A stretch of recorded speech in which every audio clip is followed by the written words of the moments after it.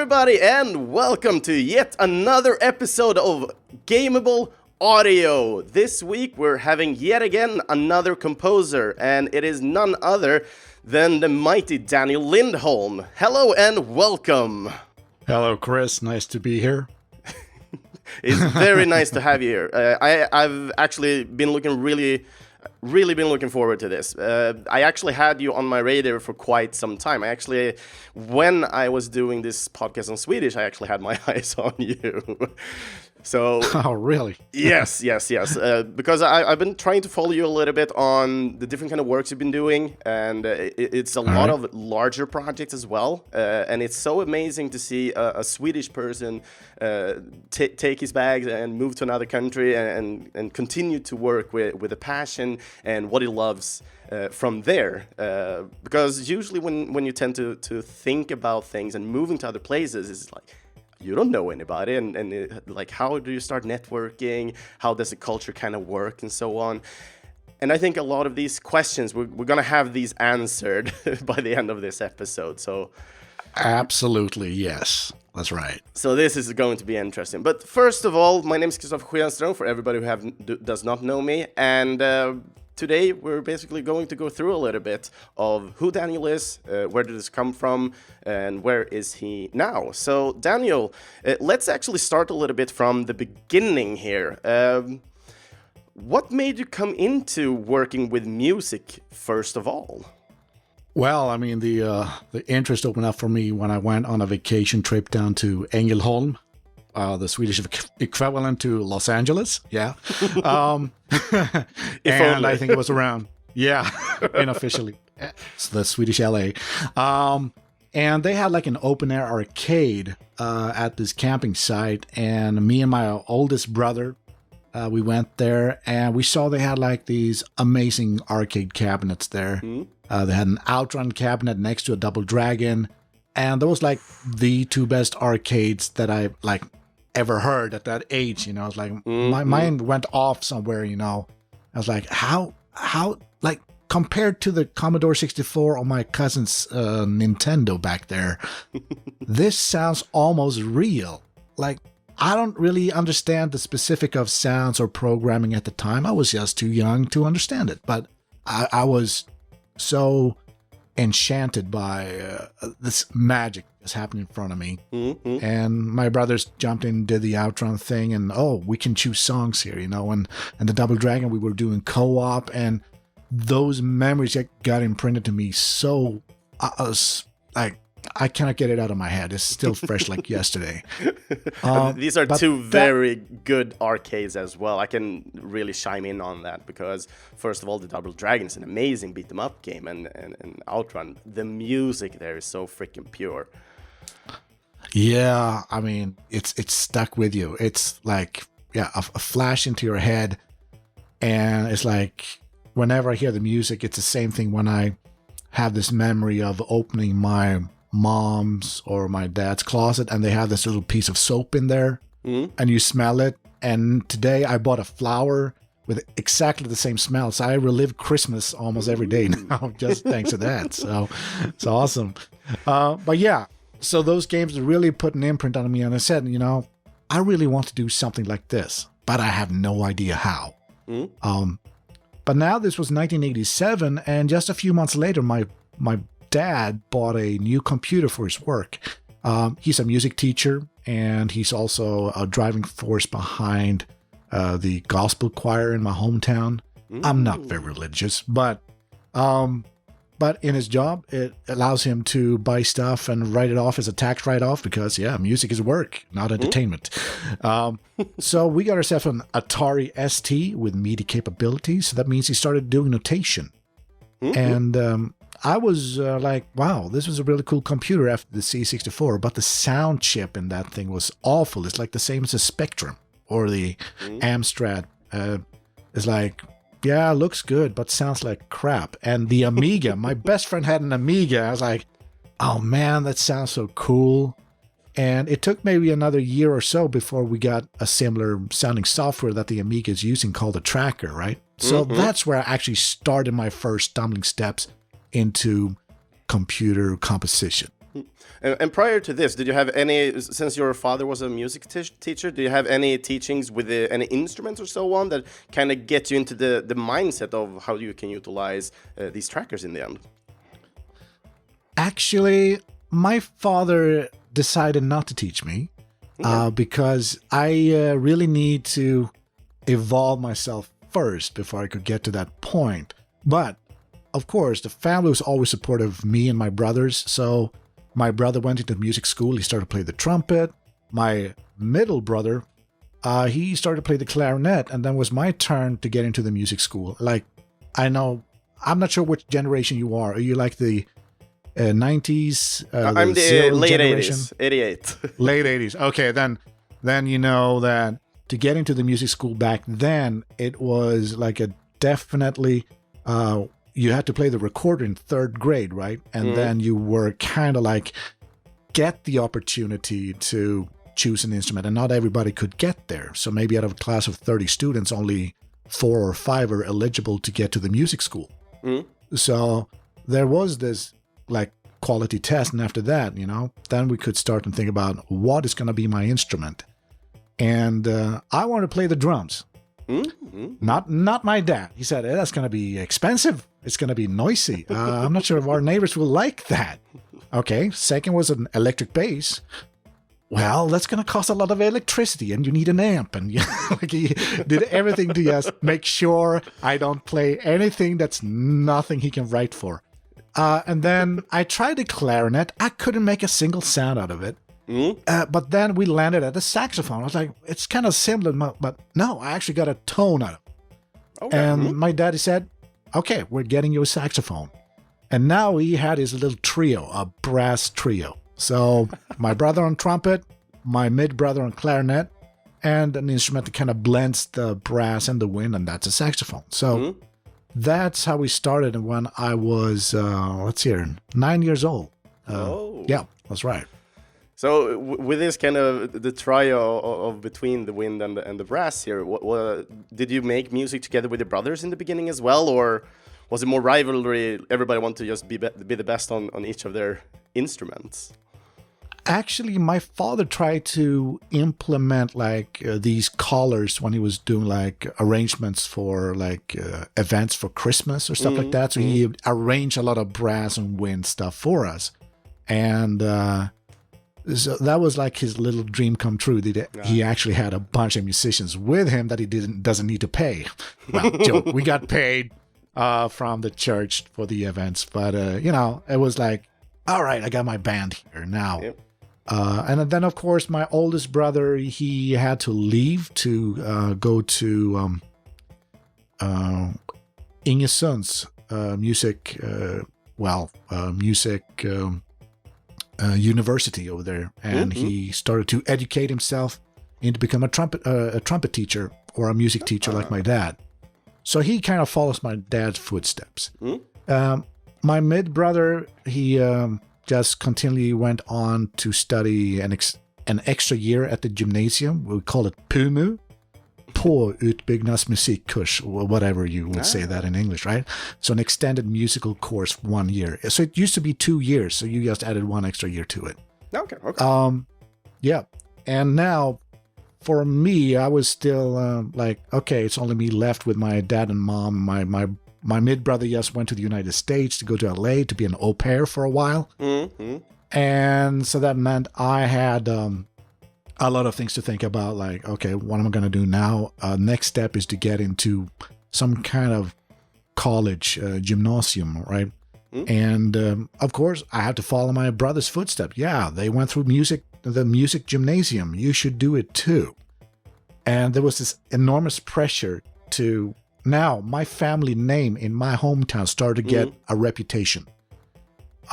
So it's like now we have the longest tradition of family members who entered the music gymnasium, including my niece. She was like the last generation, and she's now 21, 22 years old and has a kid. And now I'm a grandpa now.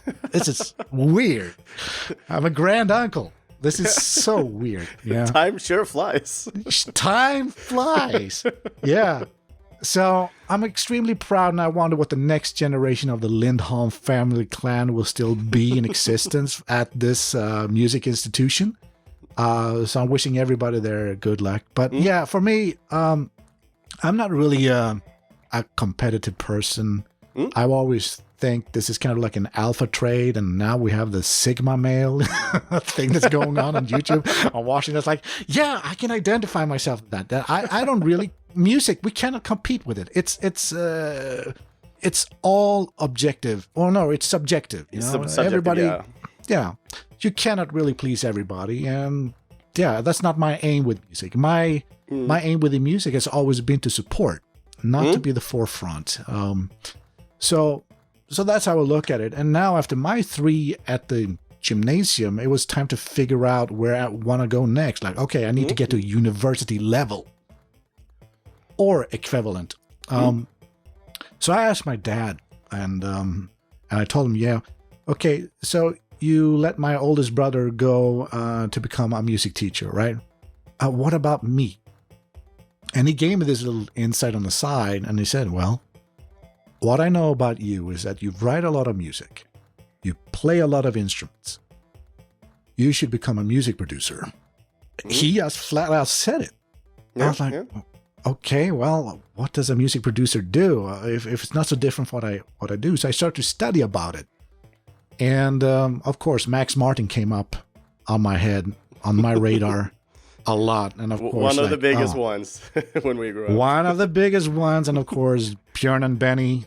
Yes. And then I'm thinking, okay, who else is doing this stuff? And now, like, Sweden has become this, well, nicknamed the Silicon Valley of music, basically. Yeah. We had a lot of experts during this time. And still are, of course. Yeah, and Dennis Pops, who kickstarted it all, basically making sure that he had a team that is not like everybody do their own thing and shield themselves and keep their secrets for themselves. No, he actually made the entire thing that we actually share resources, we share sounds between each other. So whatever we produce here has a sharing sound. That's like. But for me, I was still I was just writing music using MIDI now at this point. Yeah. I've went from trackers into MIDI, and at the gymnasium I also got my music theory chops. So I finally understood how the music works, how to write and arrange a string quartet or a choral, like a choral section, the alto sopranos, the tenors and basses, right? But it took me another 10 years to make everything fall into place, especially jazz theory. So it starts to pay off in the long run, but at the time when you're going there, the first year is really, really fun at the music gymnasium. Second year is always the hardest because you have to study all those other major core subjects in Swedish, English, mathematics, biology, and all the sciences. And that's like, you should have a natural dip. They're like, yeah, you have to prioritize. Is it music or studies now? Okay. And of course, the second year, I think everybody has a dip performance-wise because we have so much homework. There's no time to practice your instrument at this point. But when you're done with the second year, you go into the third year, it just becomes music almost 24 hours in a school week. And now, my dad has just said flat out, like, I know anyone else who says that, hey, little kid, what do you want to do when you grow up? I was like, I want to do music. No, be a realistic son. Yeah. Yeah. And then like, you should be a music producer. Okay, let's go and find a university for that. So that became the new task. And I looked and I couldn't find anything. And even when I did study about like Dennis Pops or Max Martin, and I look into the background, and they just have the music school background. Yeah. And after that, they just got involved with sound and stuff like that, and they were just studying by themselves. They studied the sound engineering process. They studied the environments of the rooms. They learned about physics and all that stuff, acoustics as well. And I was like, okay, I need something like that. And I found a place far up north where you freeze your balls off every year, you know? But it was close, but no cigar. So you had only two options up there. I think it was Luleå or Umeå. No, Piteå. Piteå, I think. Okay. Yeah. Pite, as we say. Yeah. Yeah. So at the time, now this is 1999, we are bridging the gap from MIDI, we're getting into the hard drive digital recording stations. But the question was, music production at a university level, did it exist? So up there, you could only do two things. Either you become a session musician, a session recording artist, or you become a sound engineer. There was nothing in between. It's very specified in the studies. Yeah, really weird, right? You think they would have something more coming for you, you know? So I tried maybe two other places to find, and I maybe not. Then I was thinking maybe there could be something in the mid range, like the community college, folkhögskola, yeah. And I was searching there, and then I found something that happened in Karlskoga, and they actually had a joint venture with a media company there called KM Studios, also known as a Swedish dubbing studio. So anything that comes from Disney, they put the sound and redub it and everything for the Swedish release. Interesting. Yeah, that looks very interesting. And they have two programs there, either sound design or music and computer technology. I was like, that looks interesting. I got to check this out. So I went there, and they had like one of the highest, a lot of applicants, so to speak. So basically 120 applicants for 12 spots. Ooh, that's hard competition, though. That's really hard competition. That is really hard competition.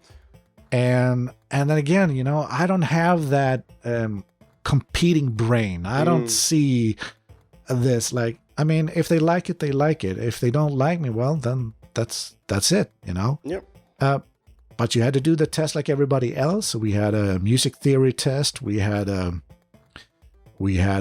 hearing, well, not a hearing test to see if you have all the frequencies, but make sure, is it a major scale or a minor scale? You know, these kind of simple. So it's good stuff. to kind of separate this from that, at least, when it comes to that you have the groundbreaking, the foundation of music theory. Right. It would be terrible if there was a hopeless case and you try to teach this person and it or she or he doesn't understand anything. No, exactly. That would be a wasted space. Yes. And after those tests, we had we had to sleep there for about a day because there were so many people who wants to do the auditions, right? So okay, yep. So we went and we did the. Actually, I think they broke it up into 2 or 3 days. But at the end, there was like 120 people. Ooh. Everyone got reviewed, and everyone had this interview. After we performed our studio sessions. I played like 4 or 5 instruments there. And then just sat down with me and talked. And they just said exactly what you said. We just want to soul out. So there's no bad we, you know, like no one who's bullying anyone else. Like we just want the nicest and kindest people that we can find. And we want to make this an environment full of teamwork and all this stuff. And I was like, yeah, I'm definitely up for that because this is the reason I go. I want to learn something new. I don't want to do my music theory course 101 that I did or at the music gymnasium. Like I want to advance, and going with the music and computer technology was a step in a new direction that I felt like this is what I want to learn. I want to improve. And not only that, KM Studio, since they are a joint venture with this thing, this was a perfect platform for them to find their next sound engineer or sound designer for their studio. So for the sound engineers or who went for the sound design course, they were basically guaranteed jobs right after they graduated. That's amazing. Yes, it's a great opportunity, especially for everybody who is going to this school as well, to have that opportunity. Of course, if they don't have the passion to do that, then of course they can just choose anything else. Yeah. And I mean, this was also the best time of my life. Of course, my first girlfriend broke up with me, so I wrote a lot of oh, what the fuck did you do to me? You know, these very bad lyrics and tried to record and stuff. Of course, maybe this is a PG-rated podcast. I'm sorry. Maybe we just bleep that one out. That's okay. But it's all right. It's English. No Swede understands English here, right? Okay. All right. So it was just this amazing atmosphere for 1 year. And you would think that would not be enough, maybe 2 or 3 years. Yeah. But it had a lot of benefits, this education. That means I spent time at the campus, and I had a 24-hour key to get in and out from the media center. So I could practically write music 24/7. Yes. And usually for people that don't know these kind of things, these are usually the places that you go and educate yourself, and it's more specialized that you become going to these places as well. So if you just have a easy foundation in the beginning, going through everything else from high school, middle school, and so on, and gymnasium, you ended up now in your more specialty, what you would like to do or would want to do. Yeah, so definitely this was a special program. You couldn't find this anywhere else in Sweden. So being able to be 1 out of 12 people out of 120 to get there. And I was the youngest to enter because remember that for a lot of people, it's not rare for people that are young go straight into a community college. Yes. They usually go to university, then they go out and work in the field, and then maybe there's a qualification they're missing. That's when they go into community college, right? Yep. To get that qualification. But this was just straight up, boom, out of the gate. It came from nowhere, and it was probably the best education I've ever had. And going back to Sweden every year when I try, okay, now in COVID times, no chance to go. But every time I go back, I like to visit my teachers, my instructors, whenever I can, and they even asked me if I would like to come and guest teach or do courses, and I was like, yeah, I'm preparing something for you guys. So that is awesome. That is really paying back as well, and it's something I think we should learn more about as a community, as humans in overall, because it's really important to give back to the next generation as well, not just being like an inspiration for them. I think that is really important, and you can see that actually on a lot of these older composers that are getting older and older nowadays. Well, everybody's getting older though. But it's so nice to see, and it's fun to hear that you're doing the same as well. Yeah, I mean, it's for me, this is a very special time for me and for me to remember. Of course, we had a couple of in-jokes when we were studying at this community college, like between us. We know that some of the teachers couldn't really speak or pronunciate English words really well. Velocity became velocity, and it was and then we had a fake synth pop band for a festival, and they were called Velocity, and they just became this in joke, and everybody got it, and I was like, yeah, they were wherever you go and we're in a group or something and you experience something for a year, you will start to develop this kind of secret vocabulary that makes you guys laugh. I did not go into the army. That's one thing for sure. But if I did, I did do the drafting, but I did not enter the army. I would probably build a rapport with a lot of the people in my platoon or something like that, and we might have an in-joke language that no one else understands. That's how it felt. It was really, really fun. Yurt. That was also the most common thing we said. Our teacher's yeah, just do it. Yurt. Okay. So it is great memories. But the most interesting, I think it's very important. If you are a musician, I think we as musicians, we respect the people who have taught us. And as you said, I think it's important we can show and give something back. And to say, you actually, like, yeah, your fruits have finally given labor to next generation that will help you. And my saxophone teacher that I had at music school, he unfortunately passed away right in the middle of a class. And if it wasn't for him, I don't think I would be the multi-instrumentalist that I am today. He actually fled from the Czech Republic or Czechoslovakia at the time. He came to Sweden, and he was certified to instruct in 12 instruments. Like, it's a freaking monster. Yeah. But that is something I usually tend to see sometimes as well. Either they're like super specialized from the Czech Republic, or they know a lot of different instruments very well as well. It's very uncommon to see somebody who knows only either one super specialized or if you know a couple of ones. But usually when you tend to, it's always like these monsters every time. It's like, what the hell? But they're really fascinating, though. It's really fascinating, very inspiring. Yeah, I mean, if it wasn't for him, I wouldn't take the path, as I said, to just learn more and more. So right now, today, I play 8 instruments. I can maybe teach 3 of them easily, but the rest I'm just self-taught. But man, if I have to name drop him, because his son is also a great bass player. He used to have a band in my hometown, Skövde. And they actually came and toured here in Japan early 2000s when they were young. So pretty cool. But my saxophone teacher's name at the music school was Zdeněk Voborny. And the funny thing, there was a joke that he made up himself. I mean, of course, every foreigner comes to Sweden, they learn some kind of Swedish with their own accent, and sometimes they even crack jokes about the names. Like he said, like, Zdeněk, where do you live? Basically, that is the joke. Like, Voborny, yeah, Voborny. And I was like, all right, well, he's awesome. Yeah. And so when I can come back home next time, I'm gonna go and visit his grave and just put some flowers there. Pay the respect. For sure. Pay respects, yeah.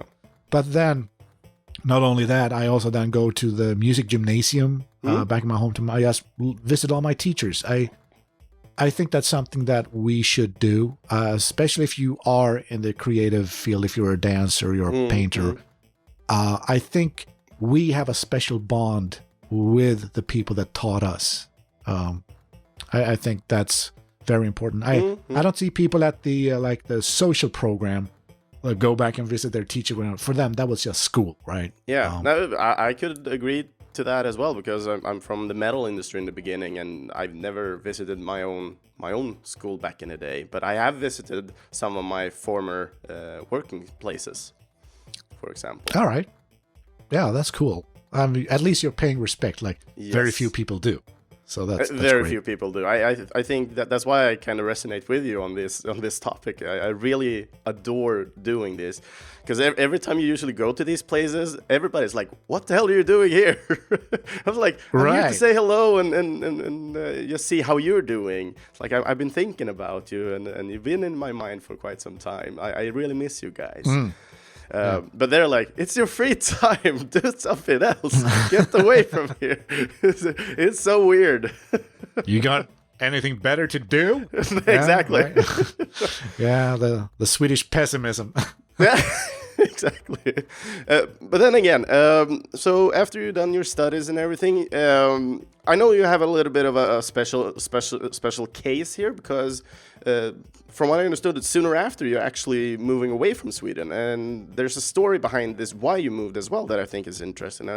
Could you please explain a little bit about that? Actually, it's a bit too early to jump there just yet. Okay. But after I finished my studies, I got a phone call from my dad, and he said, "Hey, the music school where you were taught, they're looking for a drum teacher, and I know you play drums. Could you be a sub teacher there?" So, and I also got an offer to study 1 more year, but in sound design. So that was like, oh man, I have okay, what should I do? maybe I should get some more work experience. So I'll tell the guys, I thank you for the offer, but there's like an emergency with the teaching stuff and blah, blah, blah. So I went home and I started teaching at the music school. And that was probably one of the best moments of my life. I mean, but unfortunately, this is also, there was a change when it comes to kids who could enter the music school now. Now, everyone with money could put their kids through music school.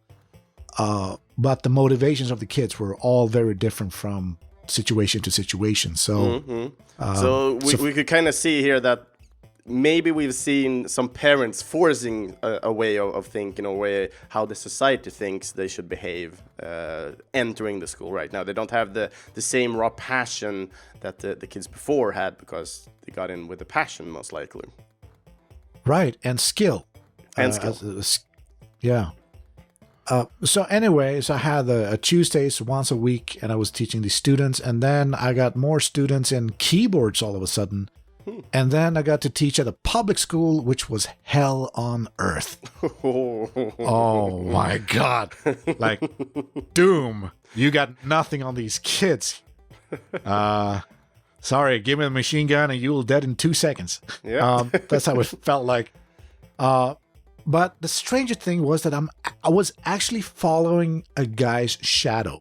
So there is this guy in my hometown. He's also a very good music producer. He's done a lot of Swedish hits. He's been producing a lot of Swedish artists. And he was working together with another person. They had a studio near the train tracks there. Okay. And I had no idea about this at all. But I started feeling like, okay, you're taking over after this teacher because he's gotten sick. And I said, okay, who was the previous teacher? And this name popped up. And then I went to another place. And I said, I'm subbing here. And who am I subbing for? And the same name popped up. So I was like, what is going on with this guy? And in one strange way, I've been just following a trail of another guy. I just have maybe met 2 or 3 times. So it was just so weird that he would be working at this music or at the public school. And I understand him completely. Like, imagine you have a music class. When my father was teaching me and us at the junior high school, grade 7, 8, and 9, the classes were like divided in half, like 15 students, all right, and everybody gets guitar, or one plays bass and drums, and then we record a song, like 40 minutes, boom, we listen to it, and that's end of class, like really interactive music classes, right? Yeah. Now, this school is like in the outskirts of the town of Skövde.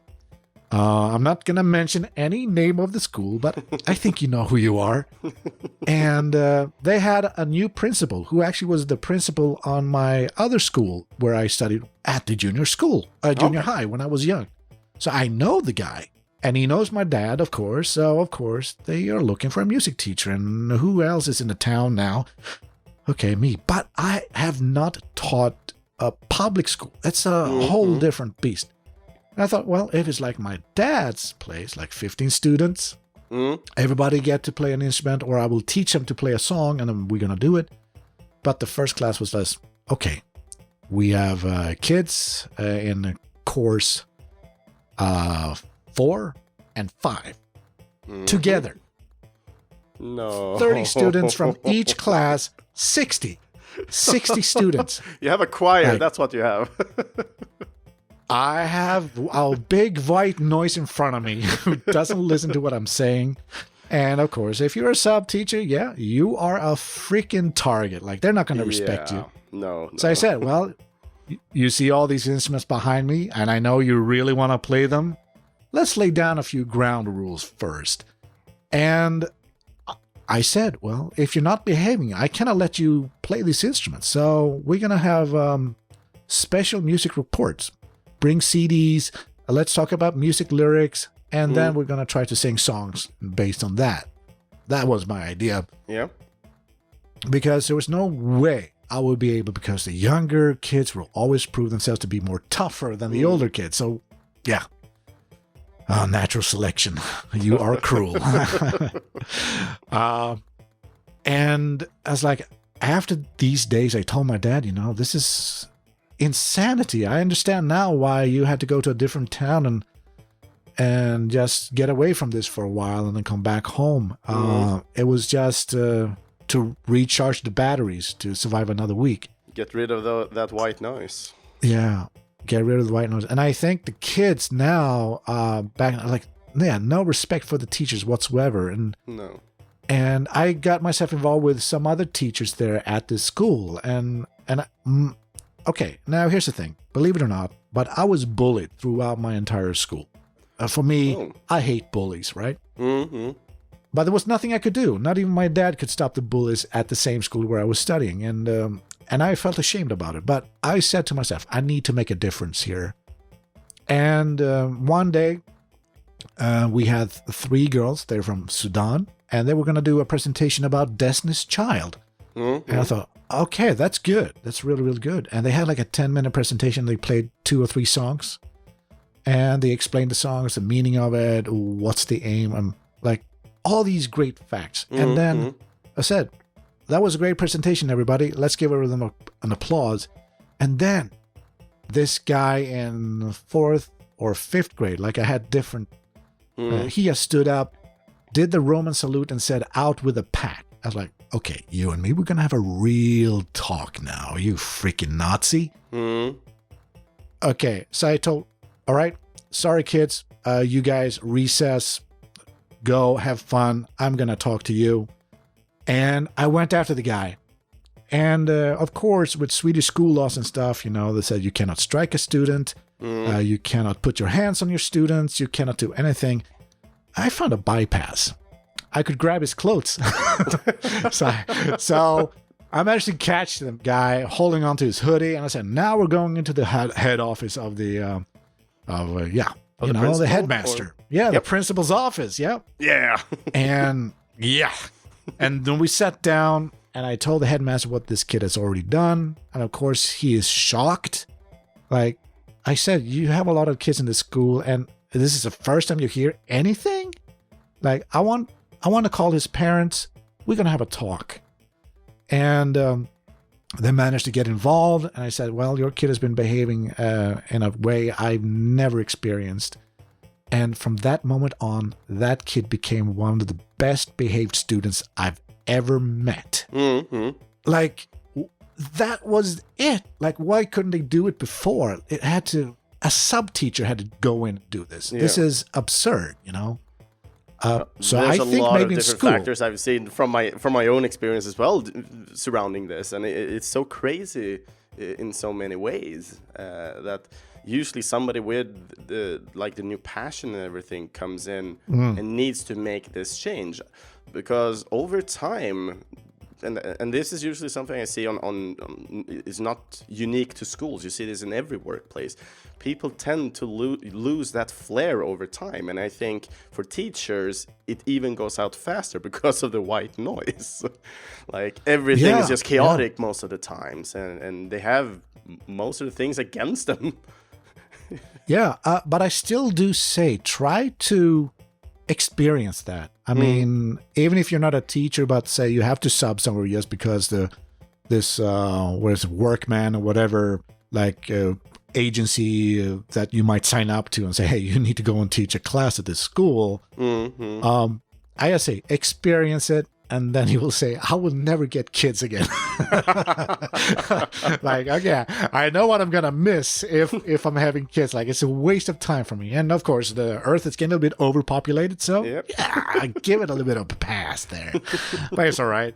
So anyway, when I was done teaching for this year, I was thinking I need to get some more stage, like how I appear on stage, how I practice or perform music on stage, like a stage presence. It's like how to be on tour if you're a musician, because these are the stuff that I think is really important if that's the life you're gonna pursue. How to go from gig to gig, how to be organized, and most of all, it needs to be fun to watch. It needs to be exciting because I don't pay 500 Swedish crowns to go in to a concert and see, or at least they say they're gonna have like a jam session or like a funk concert, like a theme for the night. And I see all of them like reading the score sheet, the sheet music or the chord progression sheets from a fake book, right? Yeah. So the aim for this course was about memorization. So when we went up on stage, we had no scores, nothing whatsoever. It was all just, we had eye contact with the music, with the audience. We had eye contact with our musicians, cueing. Like, that was something that was missing. And it actually helped me to become a better presenter as a result. So I did that for 2 years, and it was also very fun to get back to roots. I became more like a session musician now. I acquired some gear after working in a music store. I found this electric wind synthesizer from Yamaha. I was like, I know what that is. I gotta get it because there's only one guy in this town that has it. I gotta get it now. So I asked the dude, how much do you want for it? Well, 700 Swedish crowns. Okay, give me 5 minutes. I'm gonna go and take out some money. And I bought it. So that I started to acquire instruments outside the saxophone at this point, and I think that's a fun thing. Finding instruments is really fun. Do you usually tend to go on instrument hunts today as well, or? I'm sorry, one more time? Do you tend to go on instrument hunts as well nowadays? Like you did before? Oh, yeah. Actually, I'm getting a little bit gassed when I first came to Japan. Okay, GAS stands for Gear Addiction Syndrome. And so they have like the secondhand market here in Japan is just amazing. You can find synthesizers in pretty good conditions, like a Yamaha DX7 for 7,000 yen. That's about 500 Swedish crowns.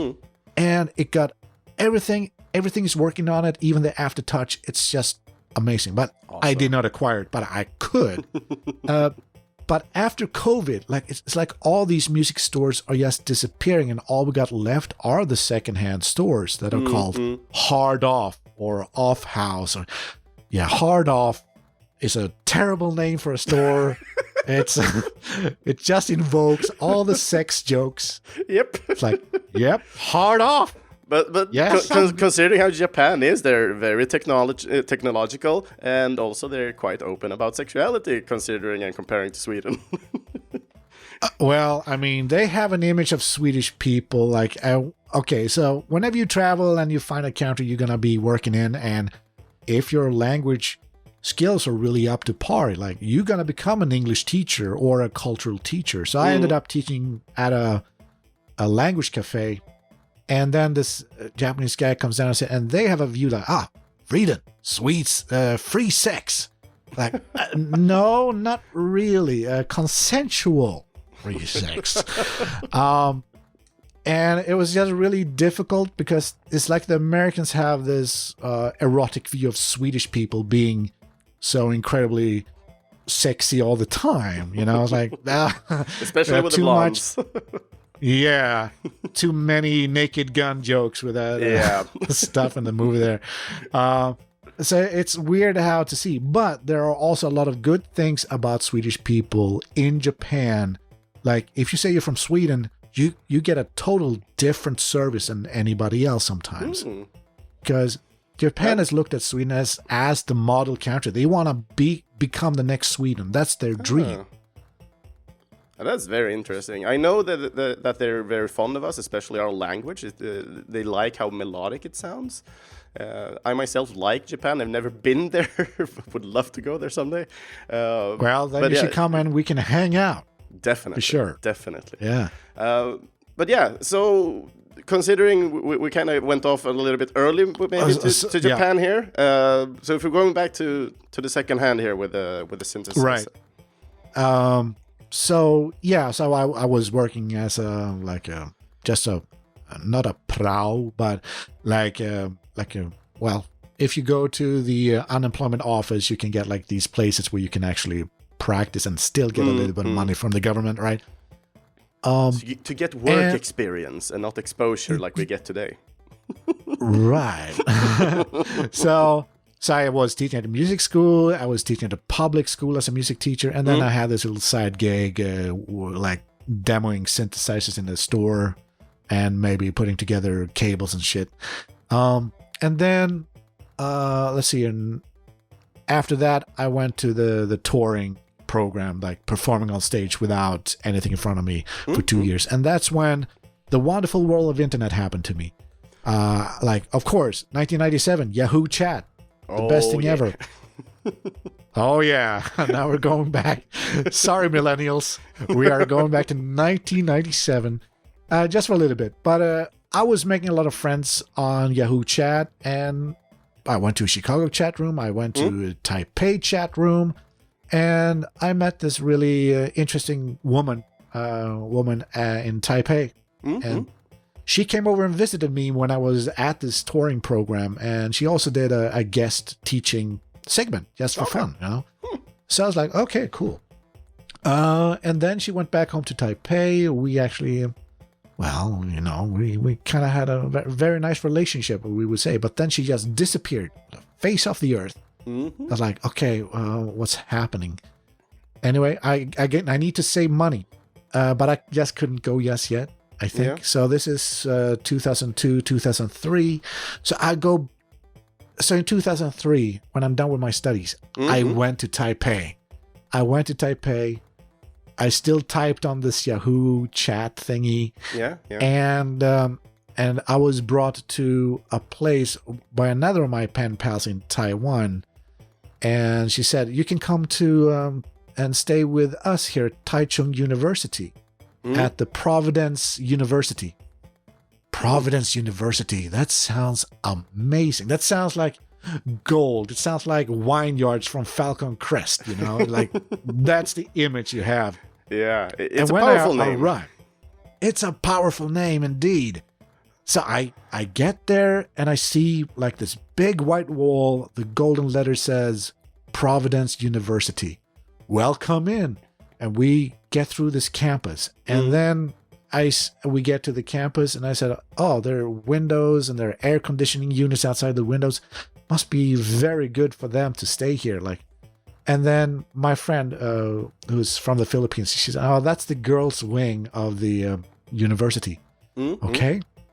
And then we walked a bit further. We get to the guys' wing, the male wing. They got bars in the window.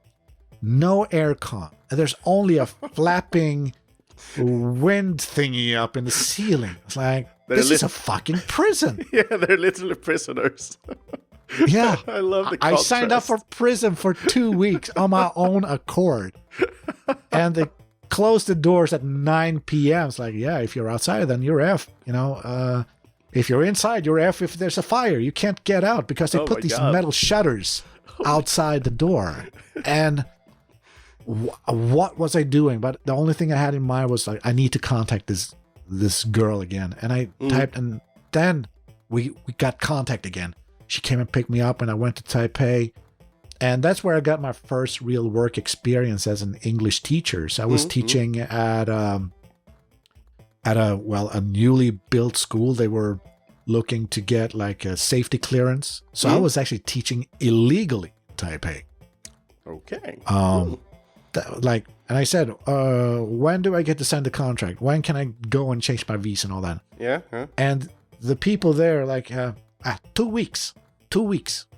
Okay. All right. Another 2 weeks go. I still ask, where can I sign the contract? Well, we need to get safety inspection.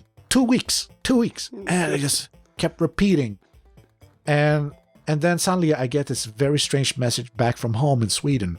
And this is something that might be a little bit too personal, but this was like one of my very few friends back home. Or someone told me that one of my friends back home had planned to do, think about taking his own life. And I was like, shit, I got my girlfriend here in Taipei and my best friend in Sweden. And I just did the most stupidest thing you can think about. But hey, everything happens for a reason. Yeah. So I told her, I will be back. Give me like 2 or 3 months. I'll be back in 2-3 months. And I'm going to go and help my friend. So that's what I did, right? And of course, the entire contact with her is gone. forever. And when I got there, it turns out there was nothing wrong with him. So I was sent on a wild goose chase for nothing that really happened. And turned out it was not my friend who did this. It was someone else who I used to work with, who is a self-taught musician, but he is a very terrible narcissistic person, and he has to just have fun with me, basically. So that's horrible. That's horrible. So I lost everything there. And so I thought, okay, now it's 2003. Just 6 months later, I came back. I gotta find a job. So I signed myself up to the unemployment office. And then we had something called Workman or something like that. Manpower. Yeah. Yeah, you remember that one, right? I do remember the commercials. Yeah, like I can do logistics. I like to pack stuff. I like to carry stuff. I can do some heavy, right? Like getting into shape, you know? And that's, yeah, we'll call you. Like, not a single phone call in 2 years. Actually, I was applying for many, many interviews. I got one interview in 2 years. And this is where I told my parents, okay, my cousin, she's the same age as me. She has went through the gymnasium. She didn't go to university. She's out there working in Europe as a stewardess for KLM. And today she's almost a CEO of a German company, you know? Like, yeah, I think that is my generation. We have to, or at least the person that I was, or maybe still am, an outsider. I don't have the contact net. I don't have the friends that I can like try to get jobs through, because everybody in Sweden is basically getting work through nepotism. And I don't really like that. Like, if you have the work experience, you have the qualifications, you should get the job. That's the logic that tells me that you should get the job. Not about, do you know anyone who works here? As a question in your interview. And I said, no, but I'm willing to make friends. Like, always there, they look at you, okay, this is going to be a troublemaker, or he's not going to meld with the others, right? So I think the Swedish society back then was pretty unfair with me. But I don't know, what is the situation today, according to you? About is it still nepotism at high gear? Yes, definitely. Unless you're doing something that is more specialized. But considering that is usually because you know somebody still, especially in game development today. It is really hard to get read on people, know what they can do and not do, because usually just looking at portfolios and so on, it's not enough today. You really need to know how they work in a team. Right. I mean, at least there is that kind of, I mean, as you said, you need to work in a team. You need to have a kind of cool blend. But yes, I mean, that's why we have an interview, right? Exactly. Like, you really need to check, do we vibe? Do we have the same kind of comedy chops, you know? Can we laugh together at the same jokes? You know, I think that's kind of a good way to conduct an interview. And I already feel like, hey, if I was back in Sweden, maybe I should work for your company right now. So, I mean, that's why it's so wonderful to use the voice and like really try to see who the person is. Definitely. Even thought I might have had well, for a lot of people, being bullied in school throughout your entire school life, even at the music gymnasium, like that was a dream come true for me. But there were still these competitive people who did things to sabotage for you. Yeah. And then you look at what did karma bring? Okay, that guy just plays a second saxophone in a big band in Falköping of all places. But what is he technically today? He's an IT engineer. Okay, why did he go through all that trouble just to try to like flatten me, you know? Yeah.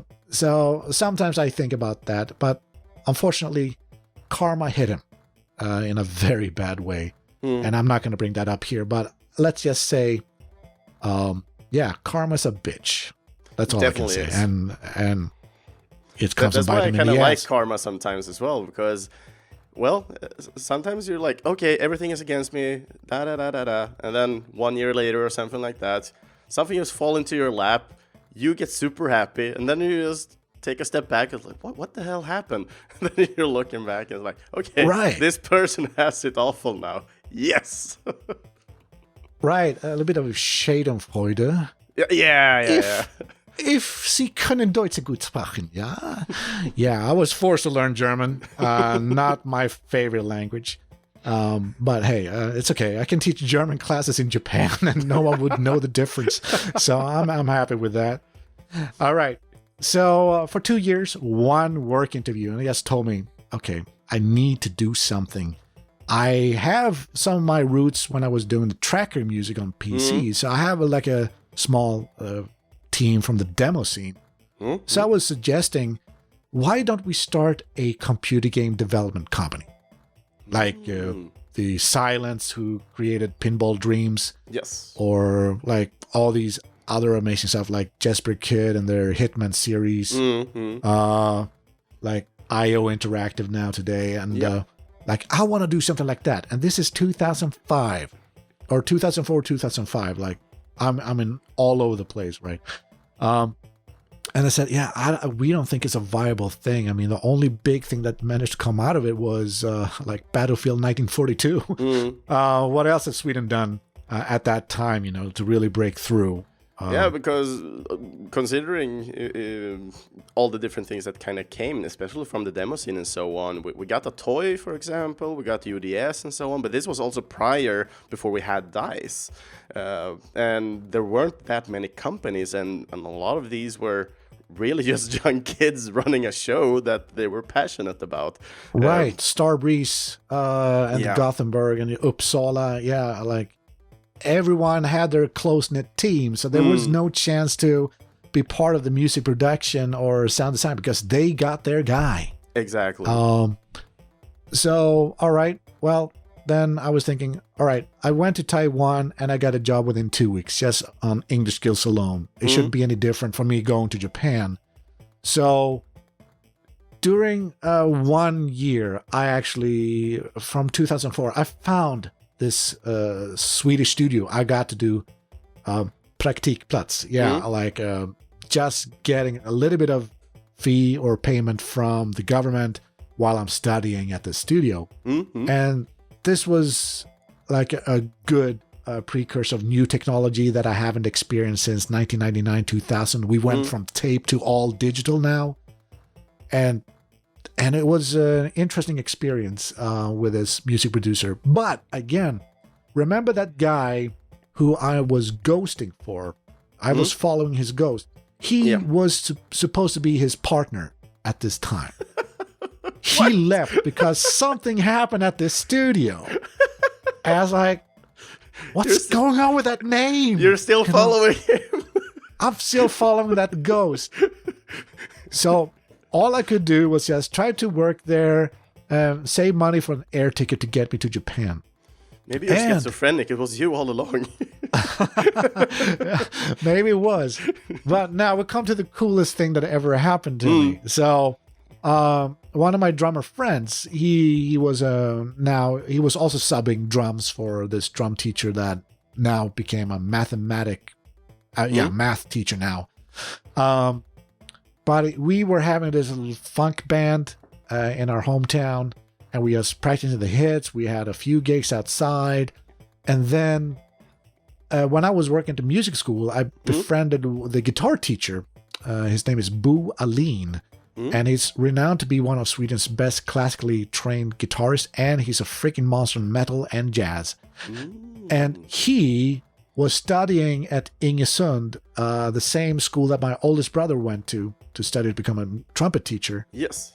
He studied together with his friend Nils Landgren, a.k.a. Mr. Redhorn, the funkiest Swede to perform with the Crusaders, and of course Ray Parker Jr.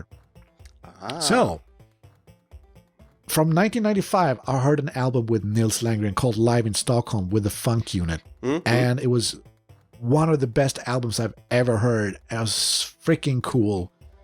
But there was something about this saxophone player he had with him on stage, because he was not credited in the booklet of the CD, so I guess it was like an unofficial thing. But I kind of mimicked the way this saxophone player played on the album on certain songs. And when I was doing my auditions for the touring program, they said, "Oh, you sound a lot like Maceo Parker." And I said, "Who?" Macy Parker, Sex Machine, that saxophone solo over there. And I'm like, oh shit, I had no idea. I was like, saxophone was not my thing. I think I despised the way that I sound on saxophone until I found that sound. That's the thing. When you record yourself performing music instrument, and when you hear you back, you're like, oh, I fucked up, or you are very self-critical about you. And the something I really hate about myself was my sound. Okay. So when I was teaching at the music school, I took a whole year off away from the saxophone. And then it was time to do these, auditions again to get to that. And I played the saxophone for the first time in like over a year, and I found the sound I've been looking for. Ooh. It was just, I couldn't practice to get the sound. It had to come to me naturally. Yes. So anyway, we're rolling the tape forward again. So I'm at the studio. I managed to generate money, and we had our funk band, and Nils Landgren, Red Horn, comes to town, and we became his backup band for his trombone workshop. I was like, holy shit, now I'm nervous. I had no idea we're going to do it. And then my guitar teacher friend, Boo Aline, and Nils, they just chatting like the friends they were from college, right, or university. It was so fantastic to see. But then we had the performance, and this was January. And it was like maybe 4 weeks before I had to go to Japan. I already booked the ticket and everything in advance. And after the gig, I was supposed to ask him something, but he asked me really, hey, you were really good. So what are you going to do now? He asked me that. And I was like, I had a complete brain freeze. And I said, well, no one is really hiring people like me here in Sweden. So I'm going to go to Japan and try to find a job. I said, yeah, you better do it, because there's no shaming not trying, because at least you can say you tried your wings, and you're young, you're 25, I mean, you got a free open ticket. I mean, if it doesn't work out, you can just come back home. Yeah. And I was like, yeah, right. So basically with his stuff in my head, he also said, oh, I'm going to perform at the Blue Note in Tokyo in March in a few months. So if you're there, I can give you free tickets. Okay. All right. So, and it turned out it was Nils Landgren and the Crusaders. Actually, the Crusaders featuring Nils Landgren. So they were performing there. And I got to go backstage. I tried to get backstage, but he didn't recognize me because I had a haircut. So the next morning, we went to Shibuya and we had coffee in the morning. So that was a surreal experience. Indeed. Yeah, okay.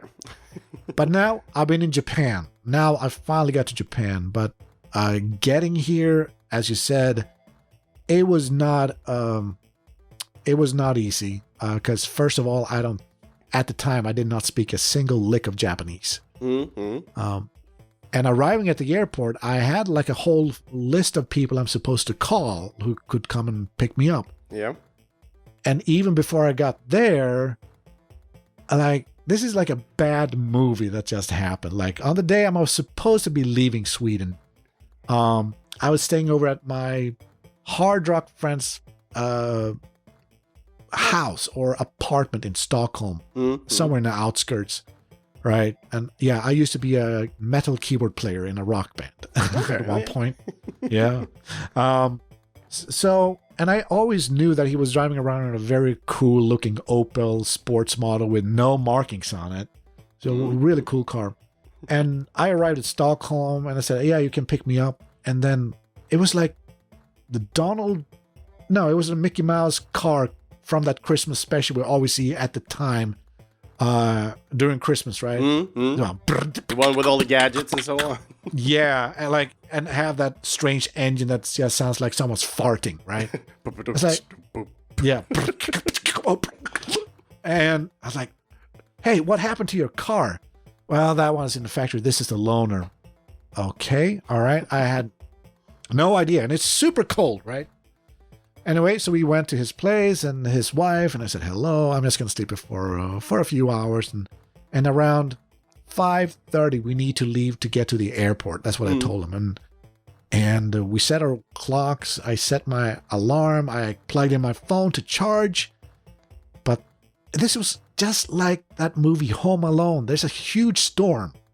It disconnected all the power when we were sleeping. Oh, no. And I was like, woke up and I didn't hear any alarm or anything go off. And I saw the clock was like 6:30 now. Like, shit, we gotta go. Hey, wake up, man. Let's get out into the car. And we start driving towards the Arlanda airport. And I was looking at the needle. It's just cruising at 30 kilometers per hour. Like, can it go any faster on the highway? And I was like, oh, please don't die on us now. Don't die. I was thinking this thing. And of course, the car dies right in the highway. No. And then we were forced to call a taxi. And this became the most expensive taxi ride of my entire life. I think I paid 700 Swedish crown for 20 minutes. That's insane. Like, insane. Crap.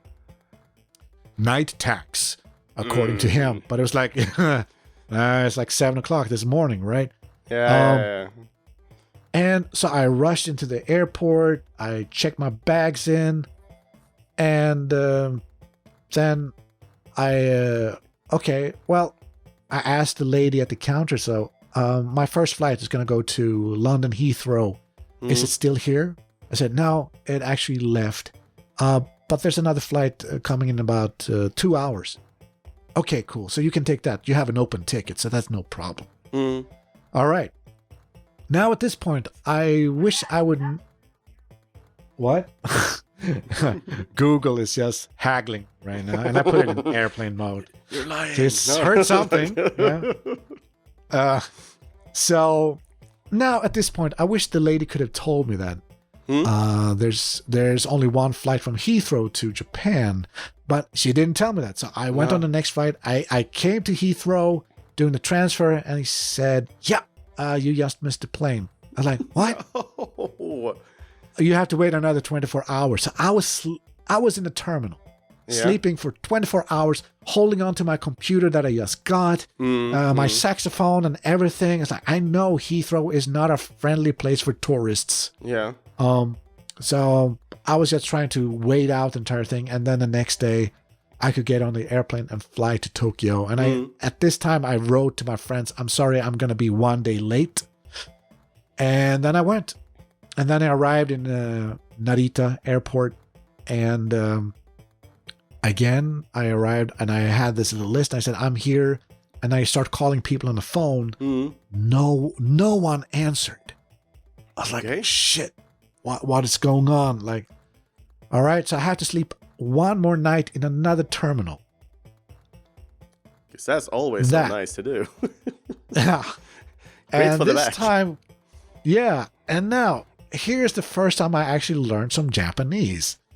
So we were like, it was me. I was like around 9. It's 9 o'clock in the evening. I'm trying to sleep in the terminal. And then there was a guy coming from the United States. He's all dressed up in tactical gear. He's going to a military base somewhere. So he has to wait for his guys to pick him up. And that's all I remember. And then I fell asleep. And then I wake up to this Japanese guard. Oh my God. Huh? Yes? What is it? Passport o shimasu ka? Wakaru. Oh, fattaru. Yeah, passport. I got it. I got it. Of course, if you're an English person and you don't understand this little joke, but wakaru and fattaru means, do you understand? All right. That's how I learned my first Japanese phrase. Wakaru. Do you understand? Fattaru. All right. So I show my passport. I said, daijoubu desu. Ja, oyasumi nasai. All right. You can go back to sleep now. All right. Great. All right. So I wake up the next morning, and maybe during lunchtime, I call these people again. I have not left the terminal or anything. I'm so scared of traveling by myself. Like, I don't go anywhere unless I know if someone comes to pick me up. Yeah. There's no other way. I know the similarities. I'm exactly the same. That's why I usually tend to stay at home. So much more safer. Yep. All right. So anyway, another girl another girl, actually from the Philippines. Again, there's something going on here. So she told me, buy a bus ticket to this station and I'll help you there and I'll get you a place to sleep for tonight. And I arrived at this station and she's there, a very pretty girl. And she said, well, tonight you're going to sleep in this hotel. I was like, wait a minute, hotel? I thought I was going to, like, friends, just, can I just slouch on the sofa or something? Mm. But now again, of course, the Japanese society, even if you're a Filipino or something, there are certain things you can and you cannot do. So offering you a place in a hotel for 10,000 yen per night, that's about, I think, 650, 700 Swedish crowns at that time. Mm-hmm. Actually, it's a little bit less. It's actually closer to 450 Swedish crowns. But I still felt, wow, 10,000 yen, that sounds a lot. Yeah, I don't even have 10,000 Swedish crowns on. But she said, no, don't worry, I'll pay for the room tonight, but tomorrow you're going to go and find a job. I was like, okay. Shit, I haven't even settled down. I don't even have a contract. I don't even have a visa, but I can go and do the interviews. Yes. But the weird thing was now, it's the next day, and I check out of the hotel, and I walk down something called Prope Street in Tokorosawa. That's the name of the place. Mm-hmm. And I see a guy, a bald-headed guy with glasses. He looks very proper, very British, and he speaks with a big upper lip. And I was like, there's something about that guy. I was going to ask him something. I know it's going to sound stupid, but I'm going to go and ask him. Because I was lacking one thing, a telephone card. Yeah. So I managed to get up to him and I said, oh, I'm sorry, sir. I got a question. Do you know where I can buy a telephone card? I said, oh, yes. You guys go down that street and you take the right and on the left where you find a 7-Eleven where you can buy your precious phone cards. I was like, all right. Thank you, sir. I know this is a strange question, but where are you from? I said, oh, I'm from Sweden. Like, me too. In Swedish, I shouted out. Yeah. And it turns out this guy has been living in Japan for a long time, and he's a manager for a gaijin house. And he said, I actually have an apartment free for now. And since you don't make any money right now, I can let you stay there for free until you get yourself your first job and salary. And then you can start paying me back. It's like, yes. Like, karma, man. Karma is just unbelievable luck at this point. Definitely. And I told him, yeah, can you just give me one more day? I'm just going to see if I can figure something out. And if I can't, I'll send you an email. We exchanged email addresses. And then the next day I sent, I didn't find anything. So is it okay if I can crash at your place? And so it happened. And that's how I got my first place in Japan. That is awesome. So we're finally there. But now the hard part starts, right? I need to find a job. And usually you could find these free gaijin papers.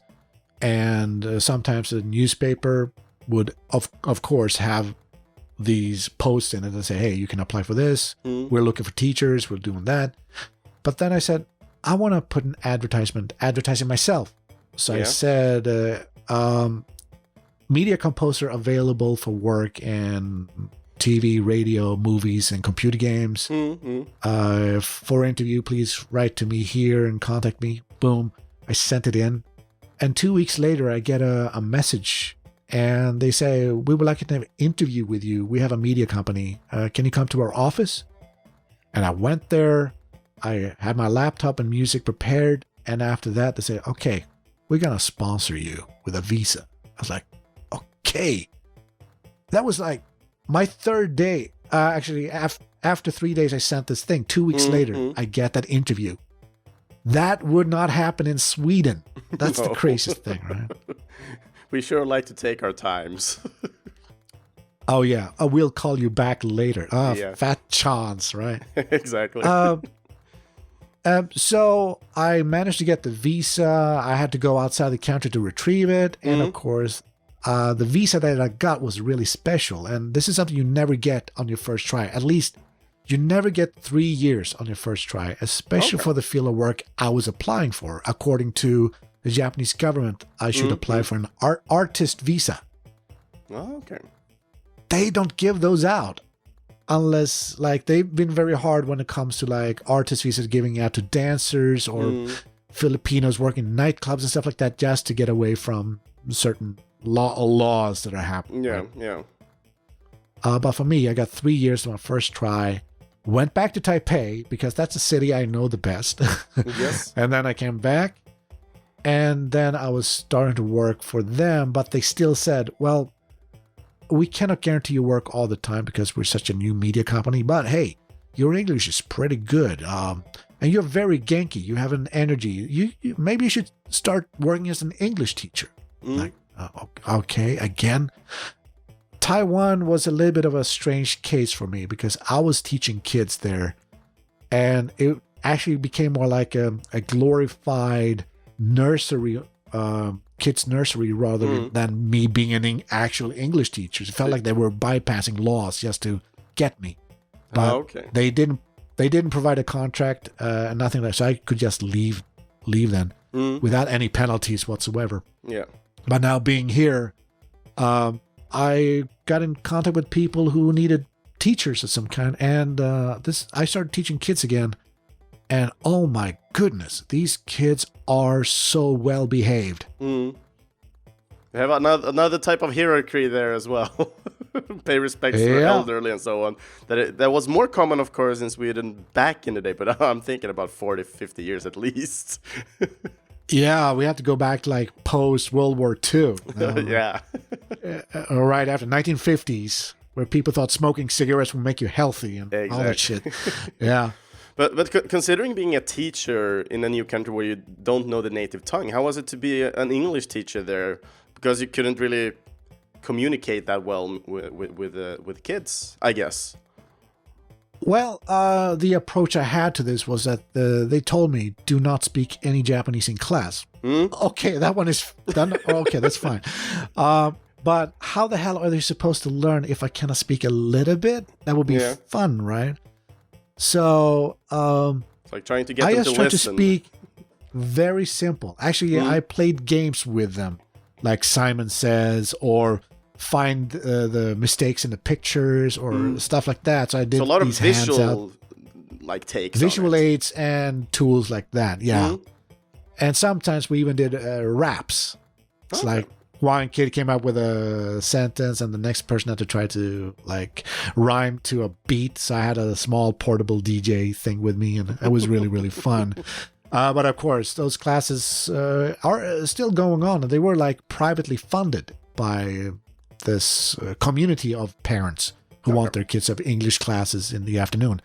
And even these kids were like sitting down in seisa, like we do in judo or karate. You have to pay attention to your teacher, right?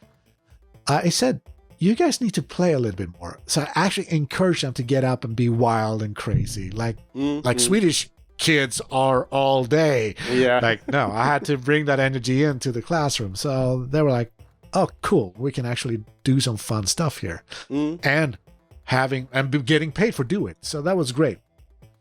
So this is 2005. I've been doing this for about maybe 3 months. And then I met my girlfriend. Now, today, she's my wife. And she found an advertisement in a newspaper in 2008. And now we're getting into the first game of my career. Actually, this game I applied for was not the game I got. So she said, hey, check this out. And it said, agency in Tokyo is looking for music for an international sports title for a computer game. In my head, I saw it. This must be Konami and Pro Evolution Soccer. And there were certain criteria in this article. If you're a one-trick pony, yes, you do one music style. Send in 2 songs and 1 with lyrics. If you do more, send in 7 songs and 2 of them needs to have lyrics. It's like, okay, 7 songs. That's 1 song per day. The deadline, I can do it. So I started writing 1 song per day. I started with like, okay, what's the music I like to see in a soccer game? And I do know I like Prodigy. Yeah, big beats, baby. And then some German classical music. that we would hear in like Champions League. I can do that. Some Spanish Ibiza pop dance music, some hardcore techno, some Brit pop with me singing in an awful Fox Cockney accent. And then I did another big beat with me shouting shit. Like, really like, oh, a sidekick maneuvers. Everything was like football-themed songs, right? I love it. And then, yeah, actually, I think I actually have the song, like an unreleased thing called the, I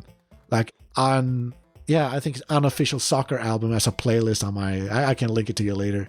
But yeah, this is like really like 7 songs, 2 of them with lyrics, and I just sent it in. And I did not expect anything. And this is the thing, expectations, if you expect someone or something, like, yeah, you might end up with disappointment. So it was me fire and forget. Fire and forget. Because, yeah, again, the word competition. I don't like that word. It is so demeaning to musicians. Like we're fighting tooth and nail just to get something. But in the end, it's the client that chooses who gets the gig, right? Definitely, yeah. Yeah. So 2 weeks later, I get a phone call from this lady from this agency. And she said, "Is this Daniel?" "Yeah, speaking." We have some good news and some bad news." "Okay. What is it about?" "Well, a few weeks ago, you sent in songs for a competition that we had for a sports game. And all your songs stood out from the pack." Well, that's like the most amazing thing we have ever heard so far from one person. Just keep that in mind, because the next thing we're going to talk about later in this phone call, it's going to be a little bit hish-hish. But first of all, we think the client is an asshole not choosing your stuff, right? So that's the bad news. Okay, all right. So what's the good news then? Well, with your music, and as we said, you just one guy and you did all this. Is that correct? Yeah. We're thinking, actually, you started Inspire to start something new. We want to make a composer's pool. That was the word that we're using. Today, we would call it production house. Okay. And yeah, are you interested? No, of course not. I didn't say that. So they said, are you interested? Yeah, sure. Okay, now here's the thing. We need to contact at least another 8 people just to make it a bit more official on our homepage and stuff like that. But don't tell any one of them that we called you first, okay? Okay. All right. So in about 2 weeks, we're going to have a meeting with this team. Come to our place, our studio. Just come as yourself. You don't need to dress up in a suit and tie and stuff like that. It's all about getting to know people. Okay, very cool. So 2 weeks later, I come to this place. It's a beautiful building in Roppongi. And I open the door and they invite me in. And in comes 2 cats. Like, wait, what kind of office is this? Like, I love cats. And I get inside and it's like, oh, and this Australian lady comes in front of me and says, "Oh, you must be Daniel.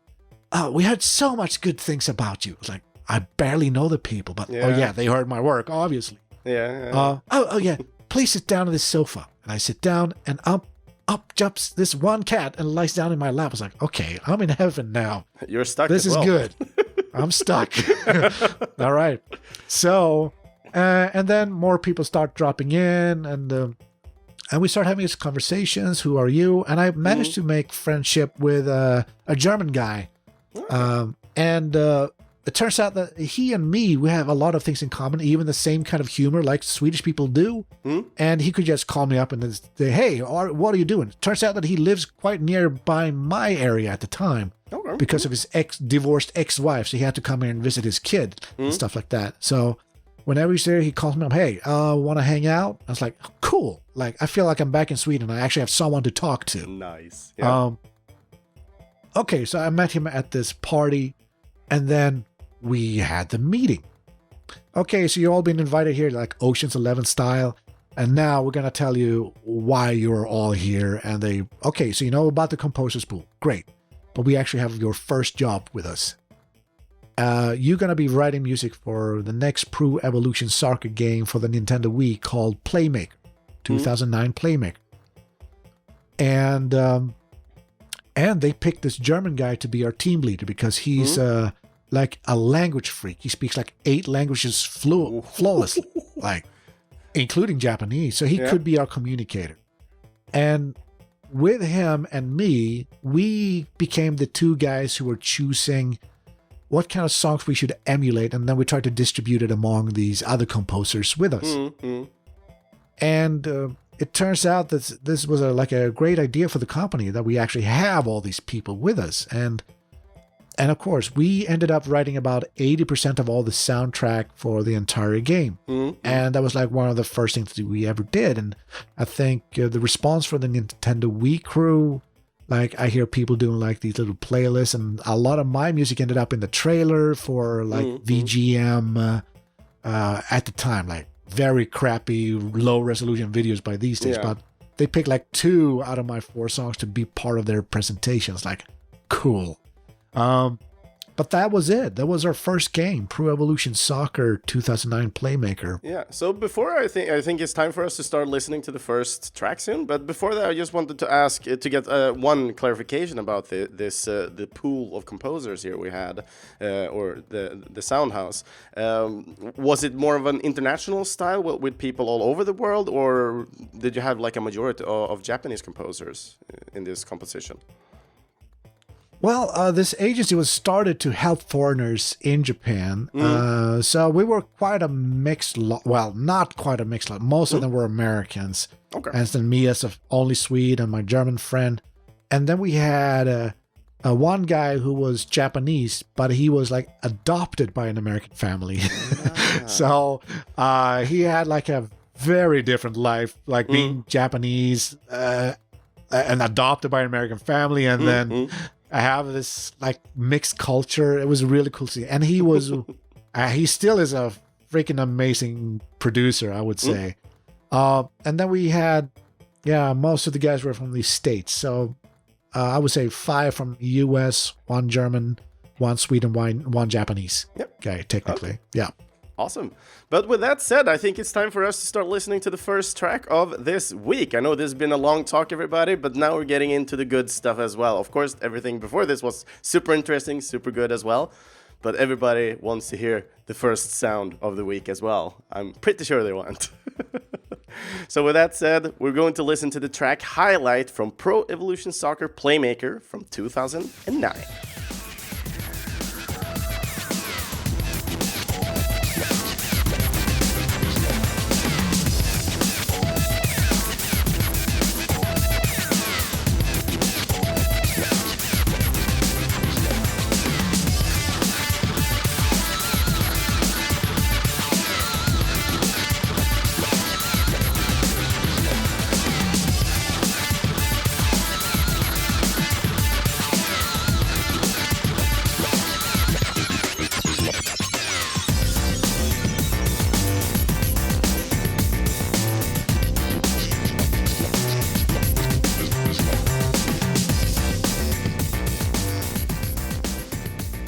There we're fading out. Highlights. Holy damn! This is a song with a lot of attitude and oomph, I would say. But at the same time, it kind of has a baseline of mellowness. I really enjoy this one. Come to think about, and looking at the game such as the Pro Evolution Soccer, of course, like the title say, this is a soccer game, a sports game. Not a fan personally of mine, but I really enjoy this track. So considering a track sounding like this for highlights, how come that kind of fades into each other? Or where did everything of this start, basically? Well, we didn't really have anything specific in mind when we were dividing up this work between each other. We were just like thinking about where these kind of songs would be able to be placed. So, of course, we were like looking at like reference tracks. So I think this track was like big beats. So it was either Junkie XL or a Prodigy track, but one of their more mellow ones if they had that. But that was just a starting point. For me, it was just about finding the tempo and how big the track's going to be and what I could do with fun stuff with the stereo width of it. So as you can hear, the sample is like flipping between the left and right. Like it's really... it really brings like the vibiness to it, like you're going from side to side, like joining in to the melodies and music. Yeah, I mean, it was just pure instinct at this point because I know what I wanted to do, and I become kind of like one of the two guys in charge. So, and since I played the Pro Evolution Soccer series myself, and not every musician is a gamer. That's also another thing that's really interesting. Yeah. So I was probably one of the very few that actually played these games back then before I even got to write music for. So it was like almost a dream come true. I mean, sure, Konami at the time was just freaking amazing until they weren't, and now they're back in some capacity. But sure, I wish I would have done a Metal Gear Solid game, but probably a Splinter Cell game would be better for me. I think that's more the natural way. But okay, we got to do this game, and yeah, I mean the highlight reel for me that was something I just felt that would fit for, and there was something we just proposed to Konami at the time, but of course their sound guys or the game producer Mr. Seabass we got to meet. Well, Seabass or is Mr. Suzuki. Or that's his real name, though. Of course, they have the final say where the song should go, and that's it. So you usually came with suggestions then back and forth a little bit. Yeah, so we wrote this song, blah, blah, blah. This could be in the menu. This song probably highlights. This song probably highlights. So they can actually cycle a few songs through different areas of the game. So it was very, very simple. Probably one of the simplest. So basically the first step when you got this work, because you were working at an agency, they usually were the ones collecting the jobs and then they distributed it over to you guys and you distributed it between the composers. And as you said before, you were the guy who kind of mixed it out like, oh, this might fit you, and so on. Right. So we have our Puerto Rican guy. He can do all the Latin music, right? Like not really typecasting people, but like I've heard his work and I know he is a very expressive in that genre of music. Like electro, salsa, electro, calypso. It's really nice when you have your own style and so on, especially if you already have it. I would say it's still early. I mean, even if you're still within your 30s even, it's still early because you're really fine-tuning these things over time. And these are very delicate matters when it comes to music. So I find it very interesting in that sense. So considering this was your first job together with this team as well, what was the biggest kind of experience you got out of it as well? First of all, to meet this German guy who became our head or communication or communique with the rest of Konami and the agency before like explaining to them what we're doing, and him telling that I'm actually part of the process of helping him choosing and deciding where to go. So for me, that was like one of the first experience where I actually felt like I had a responsibility to make sure that everyone could do what they're supposed to do. But sooner or later, the parts of the team are not able to do what they've been assigned to do. So that comes back into like, okay, I can take that track. I can write track again, So there were like maybe two more tracks I got to rewrite from scratch for the game because they couldn't do it. So I felt like I put on many different hats, and it was probably one of the games where you could really choose and pick your genres and really do. I had the highlight thing that was a big beat. Then I had like the training mode that's more like a Ocean's 11 pickpocket style track, like a very with a upright bass, cool little Rhodes piano and a drum loop. Very very. Like, yeah, this could fit in the Ocean's 11 universe. Like, all right. And then I had another hard-hitting guitar thing going. It was more like Junkie XL or the Prodigy at this point. So I feel like, I got a chance to dive into genres I didn't master before. Now I have a chance to prove that I actually can do it. Because that was something I always told myself, you should not have a style. If you have a style, you're going to be locked into just doing that one style. And so that's why I read, or the philosophy of Bruce Lee is very important for me. Like, be like water, you know? Be fluent. Because be fluent, look at everything as an opportunity, not as an obstacle. Just do what you can. Like, don't let the problem be the problem. Let yourself become the solution to the problem, if that makes sense, right? Now, the thing that I like about those kind of philosophies as well is the kind of core that I come down to, and I kind of got it from an old anime, is always to stay educated, always to learn something new. If you're able to learn something new each and every day, you're going to develop as a person. You're going to become better. Because then you can start comparing and you can analyze things. Why it's not working? Yeah, it's not working because I know this from prior experiences. Yeah, and I always feel that that's right. I mean, even the people that I teach language courses with today, even if they're native English speakers, say, "Oh, I messed up my grammar today. Okay, kids, I'm going to repeat it one more time. I was wrong." You know, that they have the guts to say that and not lose it, you know? Like, okay, yeah, not everybody's perfect. No one has been taught everything. Like, it's impossible, you know? So that's exactly as you said. Acquire new knowledge. So in my case, study genres that I'm not familiar with. Try to figure out what does these genres make them tick. Is it sample-based? Is it beat-based? Is it bass-based? You know? All of the things, as you said, analyze everything, and then you choose what you think is fitting, and then you implement some of your techniques on top of that. And that is kind of where my stuff comes. I think I'm with that track that you heard. There's so many details going on with it, like, and mixing is also a part of the trade that. It's kind of hard for some people who write music and start mixing it and then try to master the tracks. So I also did my own masters at the time. So it might be a little bit overcompressed for some years, but we wanted to sound like these tracks were ripped from different music albums. And this one is really pushing it. This one is really hitting hard.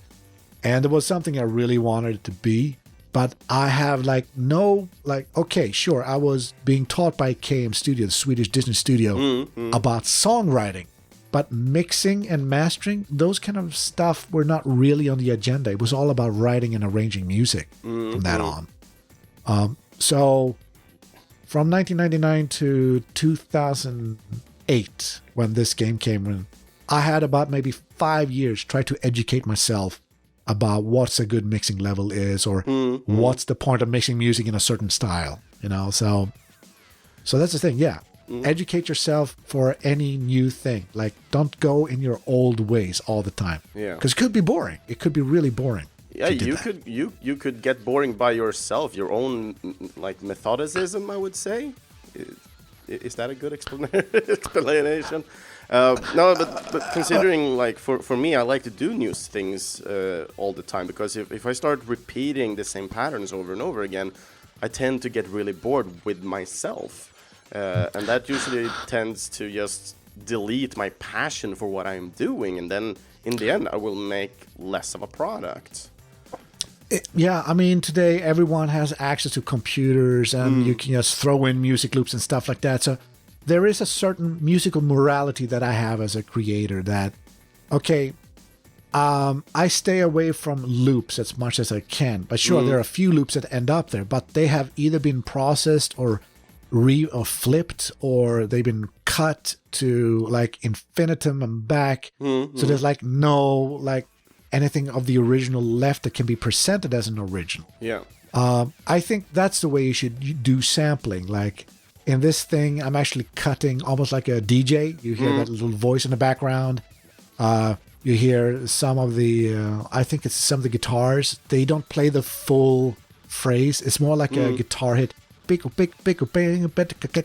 Like, Yeah. so I tried to edit the music like it was made by a DJ in this case, not as a composer. So I looked into that like, okay, well, but the drums and all the stuff hand programmed. And there might, the guitar I actually play myself and sample myself. Okay. Some of the parts. So yeah, I mean, it's really hard to get certain effects just by trying to play it on MIDI keyboard or try to play the instrument. But a lot of the stuff comes in editing. That's when you can take your initial ideas and raise them just a little bit higher and manipulate it in a different way. And this was like, I was using Cubase 5 back at the time. So I had a very old Cubase version to play around with. But of course, not everybody starts from the top. And of course, everybody needs somewhere to start and learn something. So of course, it's a cracked software. But it turns out that a lot of like producers like Max Martin, they all used cracked software because they said it's so much more stable than the official one. Yeah. It's like, yep. But of course, it gives you a little bit caveats like what you can throw in there. So you become limited, and with that, you become resourceful in the end, though. Right. Because if you have all these fancy tools all the time, you're like, I can just use this, and then it will sound exactly like I want to.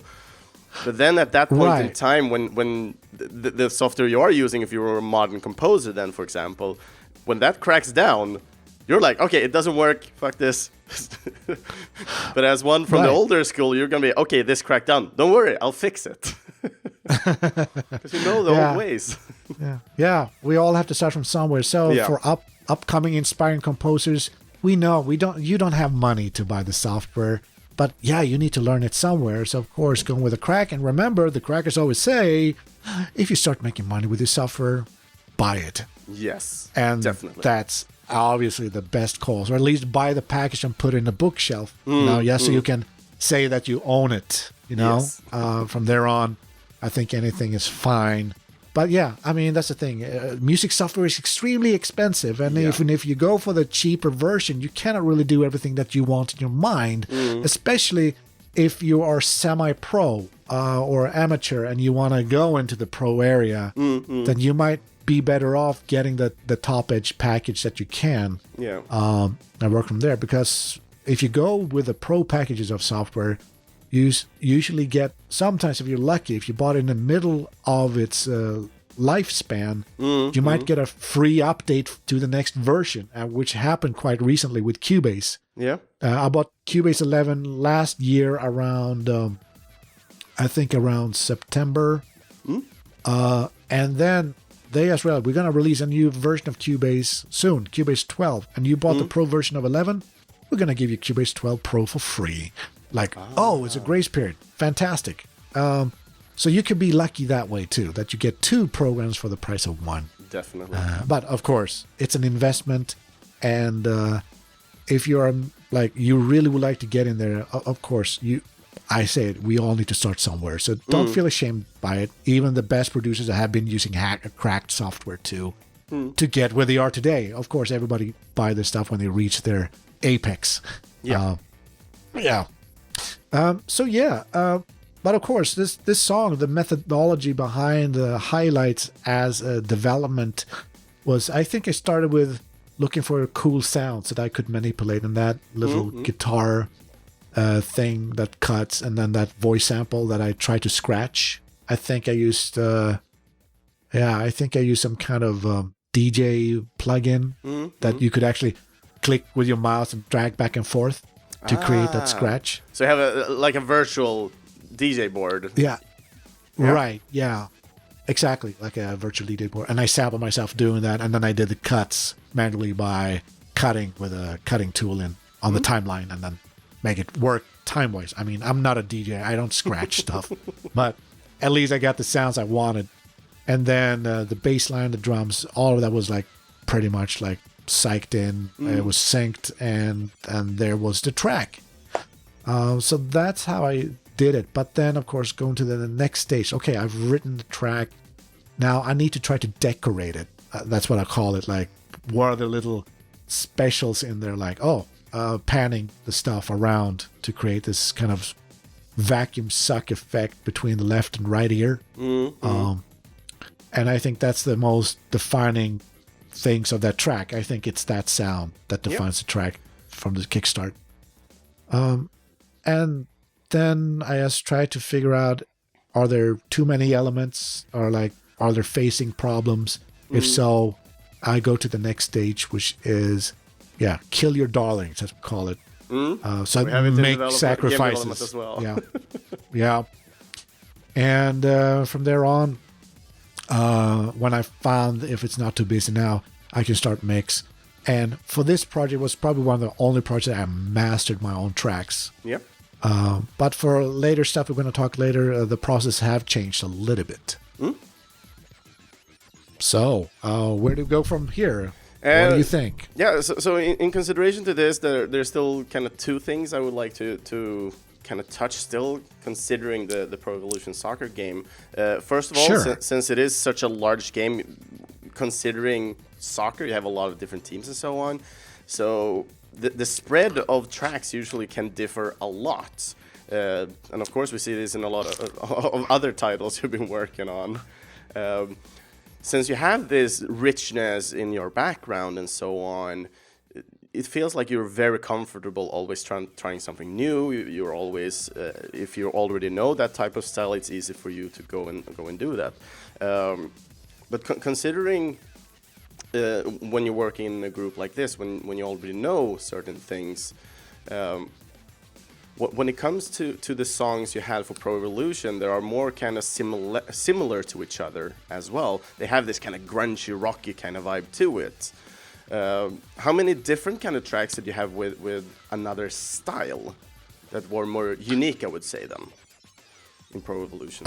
From my area of expertise, what I got to do, it's like if I try to remember back, like, there was like this jazzy kind of David Holmes style that's more akin to the Ocean's 11 soundtrack, and then this big beat that was that we hear now. I think I would classify this as a Junkie XL track. And then there was another one that's more Prodigy with the harder guitars, faster tempo. It was called, for me, this track was used for the, before you start the game, you have to put up your team, like your lineup of players. So it's more like tactical song, or the formation song, actually, formation song. Yeah. And that one, I mean, I think every track I submitted to the game, and I got them all in exactly how I wanted them. Nice. It was just like no rewrites from Konami.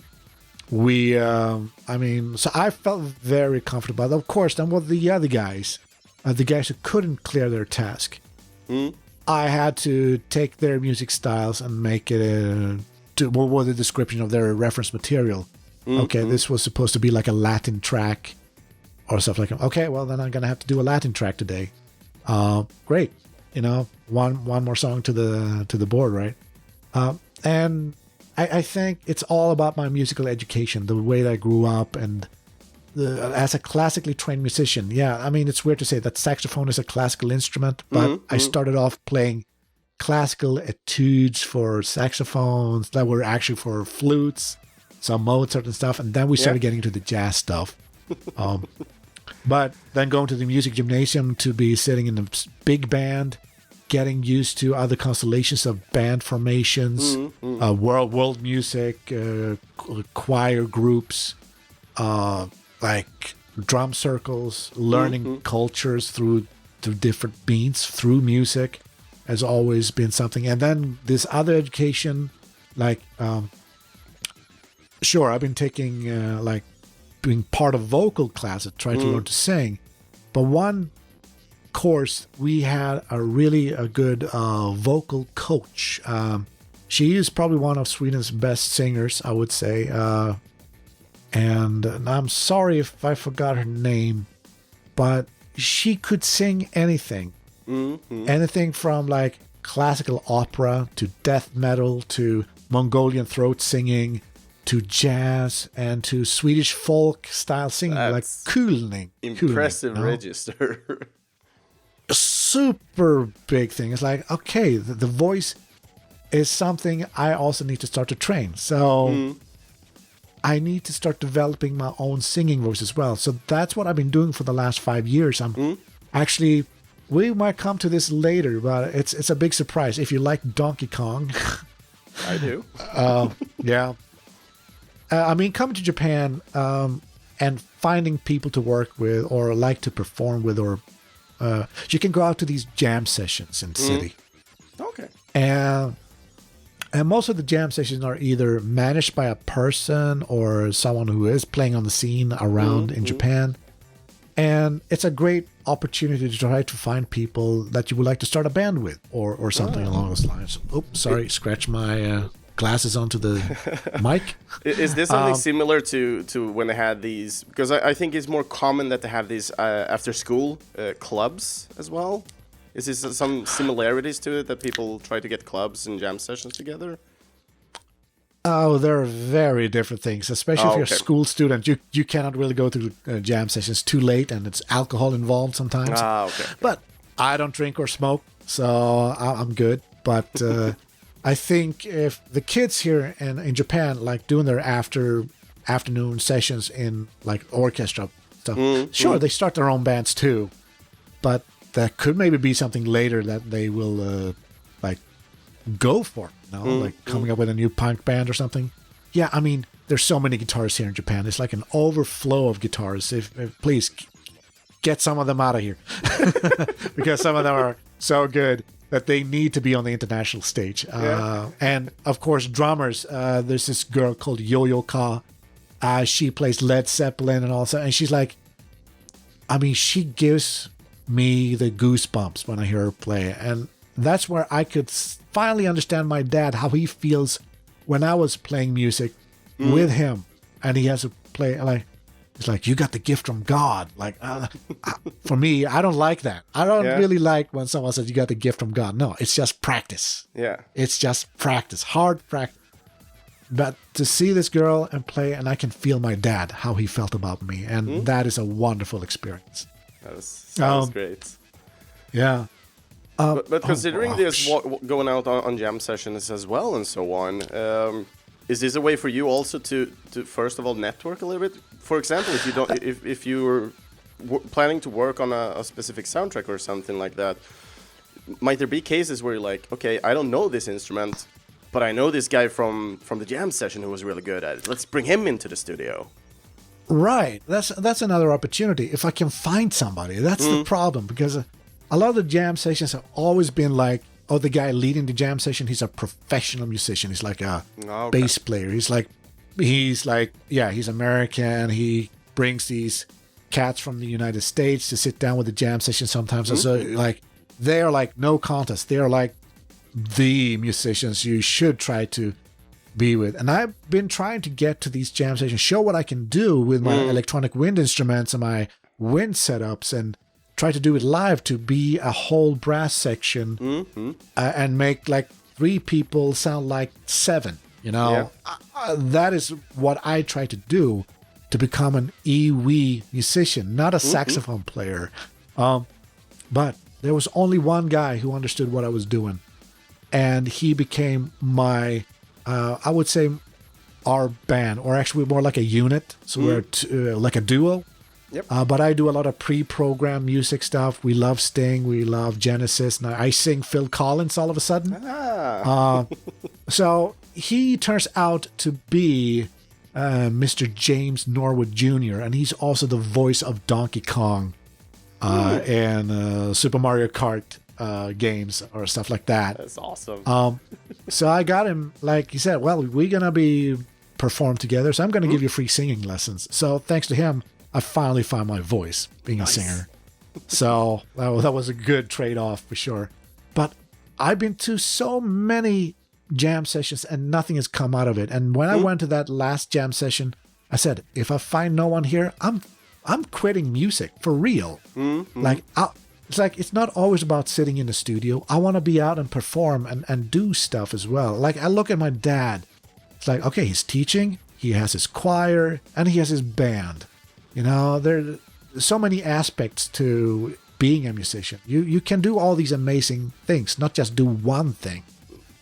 But at the same time, if I just ask the question why you're kind of after this, I'll put it into a little bit of a perspective here.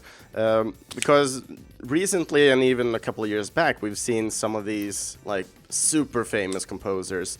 They're actually starting their own bands as well. For example, you have Nobuo Uematsu, who did the Black Mages, where he basically make covers of his own tracks. But then you also have Grant Kirkhope and so on. All these like larger composers creating bands. So I'm wondering, from your perspective, like what are you after in doing this with the jam sessions? I mean, yeah, with the jam sessions, I always try to find like almost like a partners in crime. You know, like I would like to make more than just being a band. Like we are being a showcase. Like okay, yeah, you can hire us to be this band. Like we're two people, but we sound like a freaking full-flegged band. So we like to show up our work ethic, how much detail we take into programming a live show, because we do stuff on top of that as well. So you would call it almost like a glorified karaoke show. Okay. But we have, like, I at least have rearranged a lot of songs in completely different genres. Like, yeah, Dirty Loops did it to a lot of stuff, right? I want to take that to another step. Like, okay, yeah, sure, I like Sting. Englishman in New York, probably one of the best songs ever written. But everybody's been playing the original arrangement so many times. Let me find something new, but still keep some of the elements back there. So I turn it into a funk fusion cover, and not this New York kind of soul with a rim shot going through the song that has like that reggae feel to it. For me, it's more like updated, modernized, hard synthesizer, synth brass, funky bass. You know, that's not part of the original arrangement. And then saying all that stuff, I decided, yeah, I want to do this song. So I arranged the song, and he wants to do that song. He arranges that song, and I add what I can do. So I mean, I don't drink coffee, I take tea, my dear. I like my toast on one side. You know, it's like, yeah, the lyrics has not changed. The harmony hasn't changed. It's still the same song, but it's a different way to experience it. So I know a lot of bands just want to cover, well, I'm not saying cover bands. It's a difference between, but copy bands. There are a lot of copy bands in Japan who wants to play exactly how it sounds on the album. They want to be that. But I'm tired of hearing that, because you cannot replicate the Beatles. You cannot replicate Led Zeppelin in a dunk little jam session only for 20 people that can fit there and see you.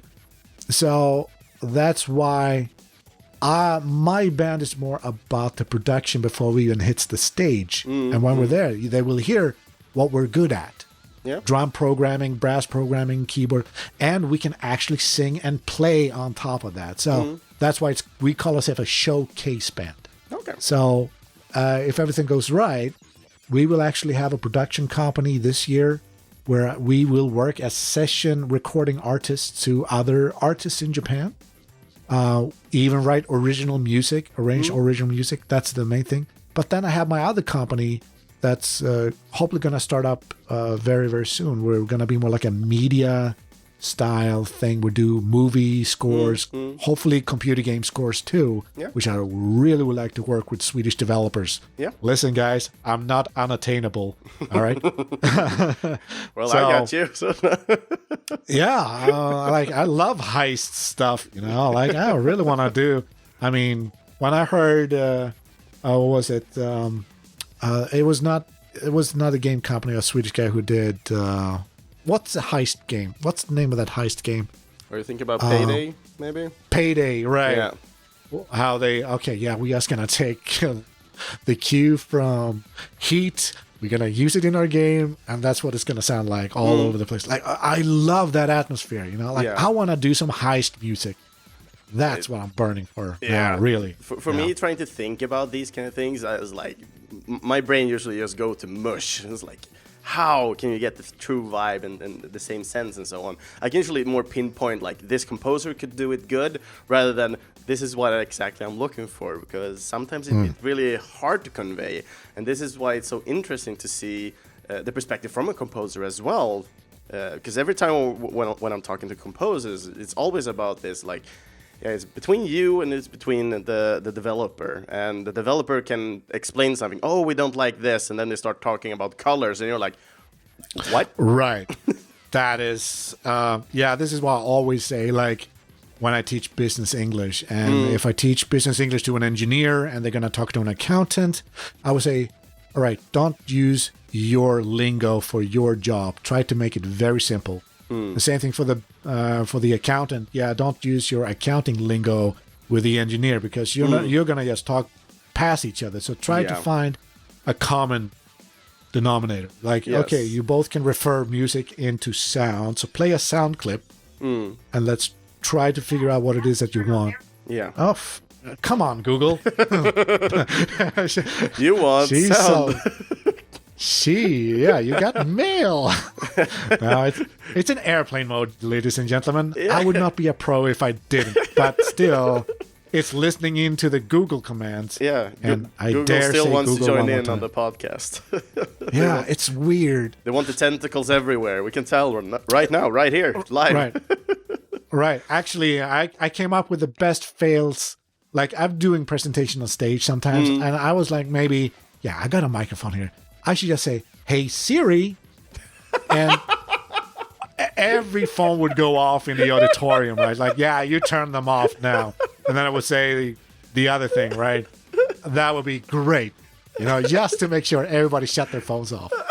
That's amazing. I would love that idea. I will remember that next time I go up on my stage.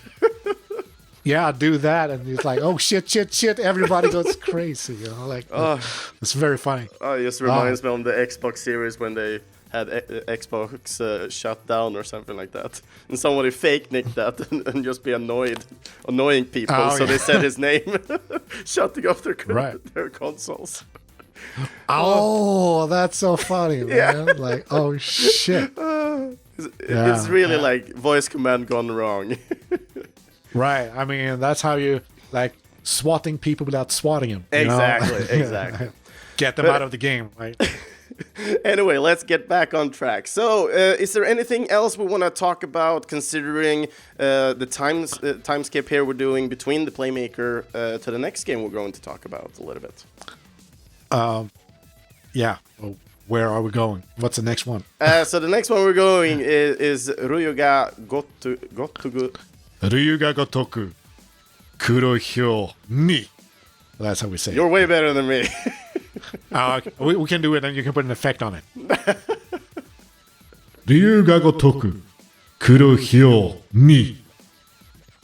There, you got a voice clip right now. All right. So, all right. Is there anything specific you want to talk about specifically here? Like a quick mention or something about any game we're missing out on here? I think if we just point to these highlights of my career, I think this one is probably one of the games I scored a home run with.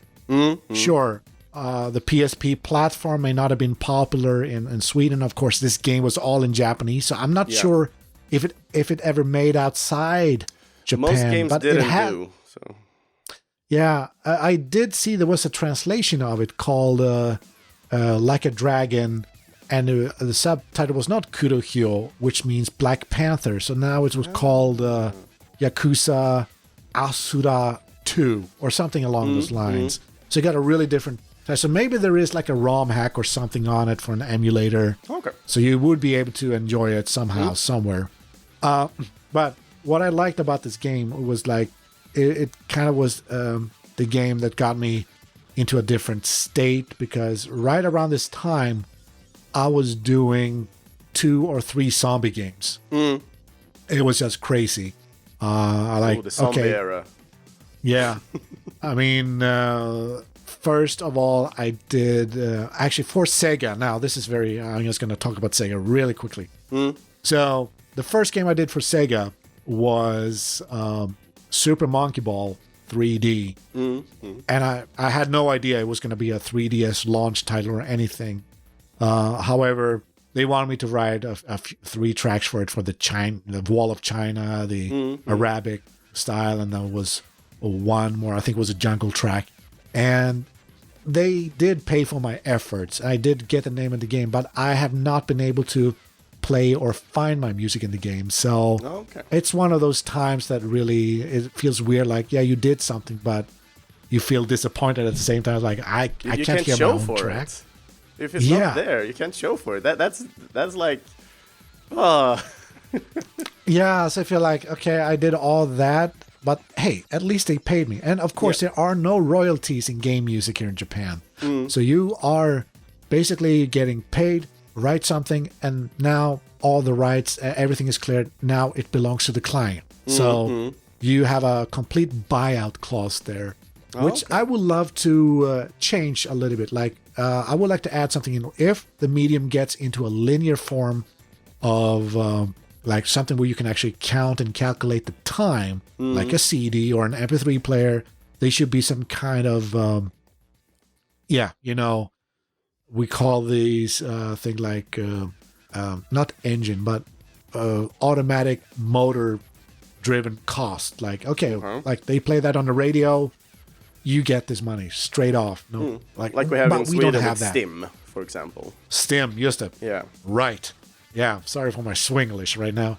That's No right. worries. Yeah, I'm part of Stim, but it's so weird that I really wanted to stem my stuff, but of course we have always been told here in Japan that no, you cannot do that. It's a complete buyout. Like, okay, well, how am I supposed to survive? So the only thing is, of course, build up your repertoire and hope that they hire you back again.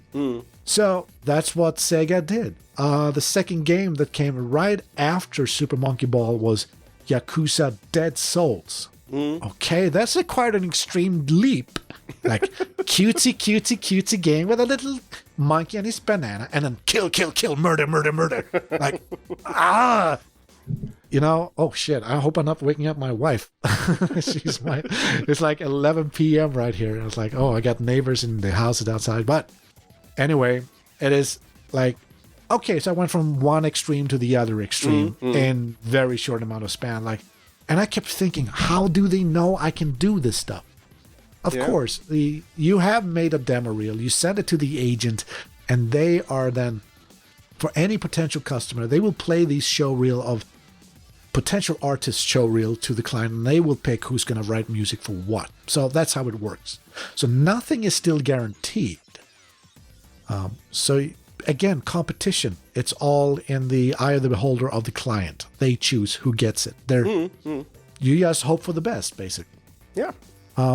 So, and then of course I did Lollipop Chainsaw, and then finally during Lollipop Chainsaw I got to work on Yakuza Kurohyo, or actually Ryugakotoku Kurohyo 2 for the PSP, and this became my absolute I would say this is one of my favorite things that I did for Sega as a home run. That means I wrote every these 3 songs without any need to do any kind of revision to it, and they just accepted it.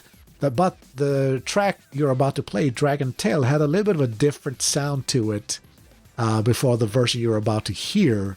I actually had a saxophone playing on it, but since the loop and everything is so small, it would become kind of annoying in the long run. So they just told me, can you get rid of the saxophone? The rest is fine.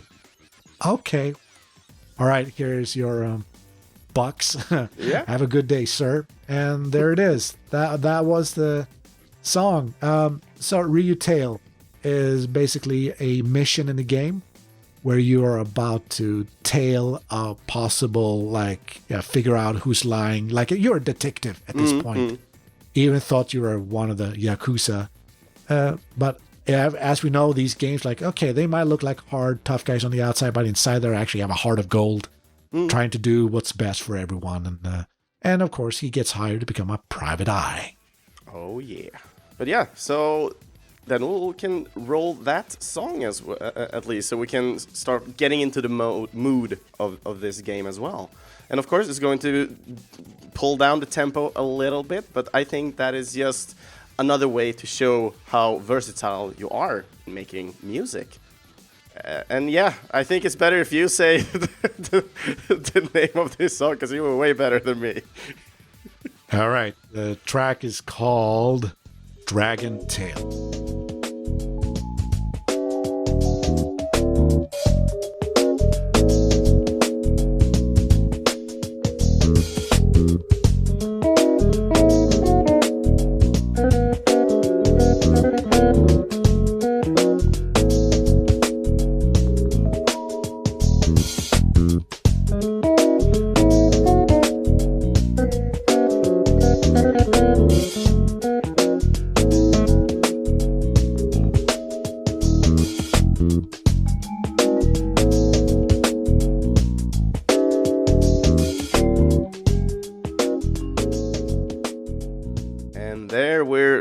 Basically fading out the dragon tail, and I really enjoy this one. It shows character to some extent. I don't know where this one is playing because I haven't played.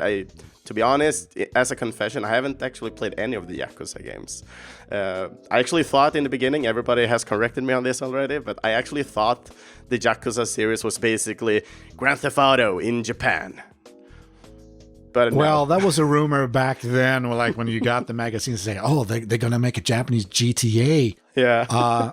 And we were not sure about the title at the time. So I thought, oh, cool, we're going to be running around all over Tokyo. But no, it's just a small closet offset in a version of Shinjuku. Yeah. Certain of the streets are real, but there are expansions and places in this area that are actually fictional. Yeah. Like the Millennium Tower, for example, doesn't really exist. So. Yeah, and that is something I've understood about the series as well, because it's super interesting. People that have played these, that are more set somewhere and has influences of real places. Like, oh, I really know this place. I played this in this game and so on. It's super fun to see this.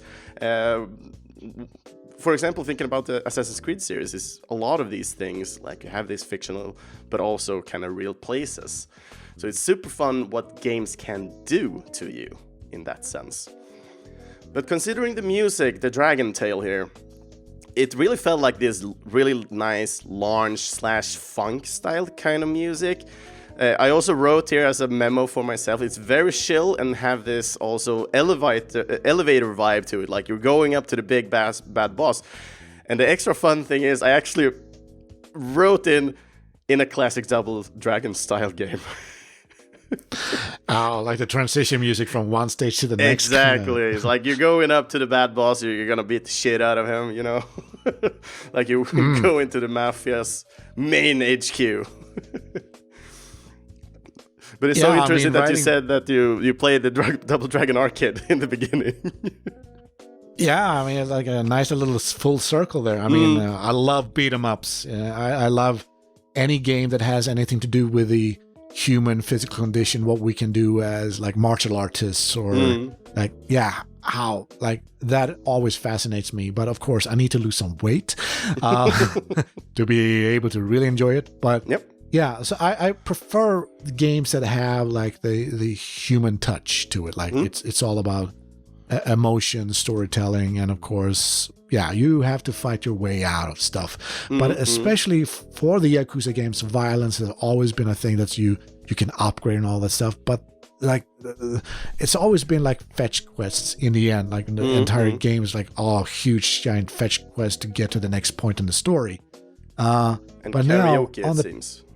And karaoke. And the thing about this game, like, oh, here's a different mission style I haven't seen before. And basically, yeah, you have to find out where this person is going, but he may not spot you. If he spots you, you fail the mission. So you have to walk around, and I think maybe there was a mechanic where you could actually go incognito, like taking a newspaper from a stand and doesn't read it or something like that. So you had like a little meter telling you how suspicious you are to this person or stuff like that. Kind of has similarities to Assassin's Creed when you went into groups of people and so on then. Right. Yeah, but that was like some of the mechanics that were explained to me before I started working on this track. But what I found most fantastic about this game at all is the absolute first track that greets you before your first fight is my track playing on it. From the get-go. That's the first track in the game is my song. And I'm like, wow, that was something really special. And now I have these other two tracks like Dragon Tail, and then there was the other one, Escape, that I did.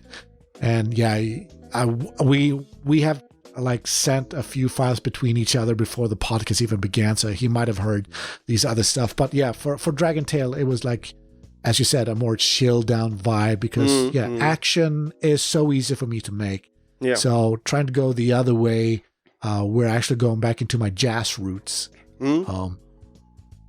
So that's basically how the song came about. Just find a few cool add 9s or sharp 13s or whatever we say there in jazz if you're not spoken in the language. But it was just trying to find the perfect little loop so it doesn't sound like over and over again. That is the dangers of game music, is that depending on the music system or whatever they're promising you, you cannot be guaranteed that they can keep their promise when you are writing music for it. So for this one, they were actually very specific that, this is just going to be a song that loops. There's nothing special going on. We're not going to put layers on it.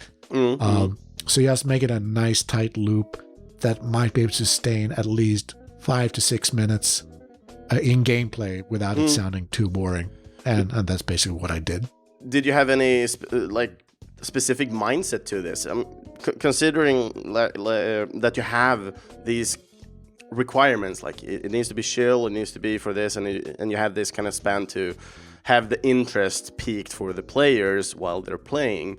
It kind of has a resemblance as well if you're looking at the Nintendo 8-bit and so on. You have this short that needs to loop, that can't take too much space and so on the memory for those cartridges. Did you have any similarities in that way?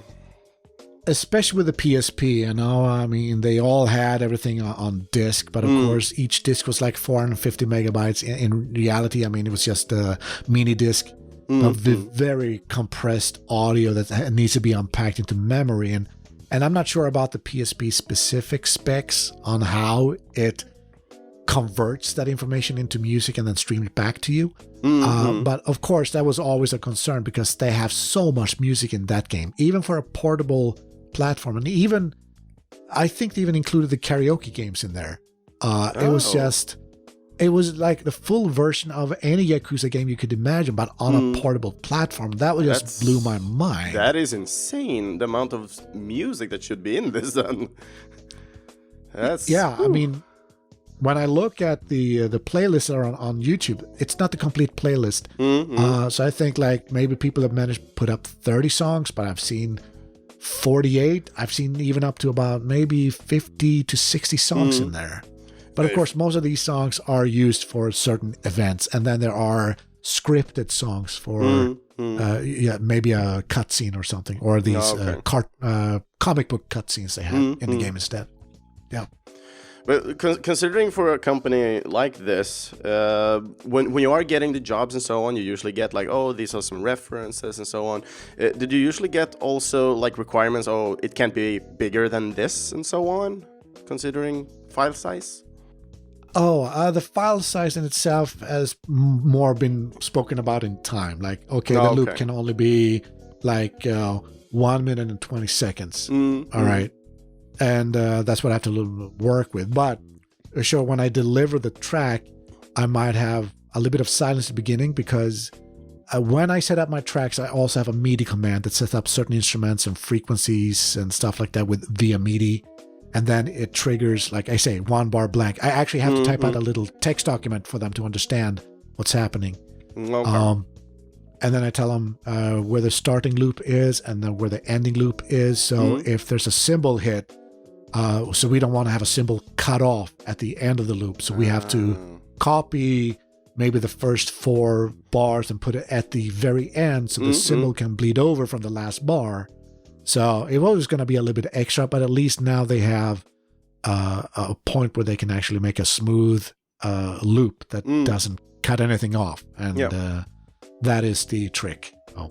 Okay. So you 120, say you deliver another extra 10 seconds, but that's just the beginning again, pasted on to the end, and that's it. Okay. So maybe they get 1 minute and 35 seconds. But of course, it's always up to them. They have all the files and they can cut and do whatever they want with the audio, and I've done my part.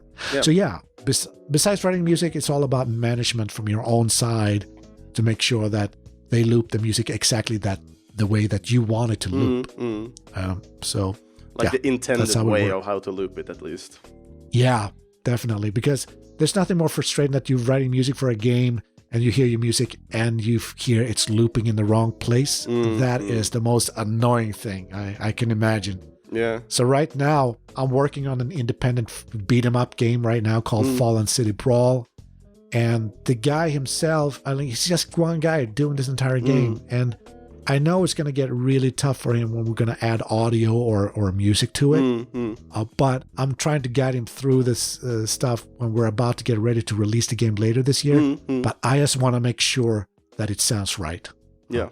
And I guess we're going to talk a little bit more about this in case by the end of this episode as well, because this is also a project I've been following for a long time. Okay, all right, cool. It's super interesting. I just love the beat 'em ups, and Fallen City, it really reminds me of Final Fight, and it's one of my favorite games for the Super NES. So it's just amazing.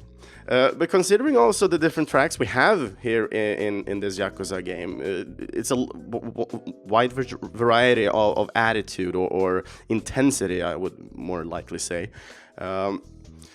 Working back and forth between these, changing these styles from having this more adrenaline junkie kind of vibe to having this launch vibe. Is it hard for you to switch between these genres, or are you so used to switching between genres that it's just like whatever? Yeah, I think everything lies down in how you approach your philosophy. For me, I want to be a film composer. That's what I really burn for. And of course, seeing Star Wars for the first time, and I hear this epic music in the beginning, and then suddenly you end up in the cantina scene, and you hear, oh, it's written by the same guy. I was like, what? You know, like John Williams is a jazz cat. He knows how to play jazz music and just insert himself basically into the movie by writing this little Benny Goodman number, but on space clarinets. It's really, there's this fun little comic book sketch on Facebook that I've been posting about one of the guys playing the space clarinet, and he tells his story how, like, so there I am standing on stage with my band, and we're playing this guy, and this old man just slices dude's hands off, and the entire place was silent. And then the bartender tells us keep playing, and that's the most messed up thing I've seen in my career as a space sax player, like a space clarinet player. And it's so good. I will, I love it. Yeah, it was the funniest thing I ever seen. Like, oh my god! I gotta show you this one later, but you'll love it. I would like to print it up and put it on my door. That's how good that one is. You want to show the world? You put it after a plane so it flies over Tokyo. Right. So basically, I think that's where John Williams has his little creed on me. You know, like, okay, so he did not only the score, but he also did the diegetic music, the music that actually takes place in their world. And therefore, he could show his width. And before that, even before John Williams were part of a Star Wars or anything like Jaws, he was the piano player behind Lalo Schifrin, and I think was a theme, the Peter Gunn theme for the TV show. So he played dun dun dun dun dun dun dun dun on the piano. I was like, oh, that's the first time I hear John Williams, but I didn't know that. I didn't know it. And of either. course, and Lalo Schifrin is a very well-rounded guy. I mean, you hear his kung fu score for Enter the Dragon. You hear Light Force is an orchestral, super epic space suite. Actually, this was a weird thing. I was playing Baldur's Gate many years ago. I was like, wait, that music sounds very familiar. And then I see Life Force, and it's Lalo Schifrin. I was like, wow, this guy can actually do orchestra stuff. Not only these Mission Impossible salsa numbers, like he could really do these big orchestra stuff. So, of course, another influence for me. And then everybody, actually, now this is a weird thing. We're like in 2012. I mean, the big change in film history has just happened with Batman Begins and Hans Zimmer. And from that moment on, almost all movies sound the same. They have a pulsating soundtrack. They have a pulse going through each action cue. Nothing slows down. Nothing speeds up. It's all about, for the sound editor to just flick up some faders to enter more percussions or more strings or more horns. It feels like Hans Zimmer or the people behind Batman Begins, they found a very gamey approach to write, or actually Hans wrote music for scenes that did not exist until it was played back against the action, and all the responsibility for all the action of music being dynamic went to the sound guy, who had to flick up all these faders to make, okay, we're racing the car there down. Okay, I'm going to pull down some of the strings. Yes, I have the bass pumping it for a little while, and then bring up, like, yeah, everything changes to a sound design exercise in film music. And at the same time, games started to switch. They wanted to be more cinematic. And that's why we have games like Uncharted 2, for example. That was one of the requirements for another game we're going to talk about later. But basically, games have become more cinematic than cinema itself. The music reacts to the player in a certain way, like, oh, wow, that's amazing. Yeah. Like, how, like, it seems like film music and game music just switched sides in 2008, 2009. The Dark Knight still going on, and then we are starting development on another game later. But it's actually that's actually a good segue for the next game. Yeah, I would say. So let's dig into that soundtrack then, or theme in this case. And this was also the first two tracks we've been listening to were actually picks from my side. Now the two upcoming songs we're listening to, the first one is actually one of the picks you did for this episode. So we're going to listen to a track from Resident Evil 6, and the track we're going to listen to is Aircraft Carrier Airspace/VTOL.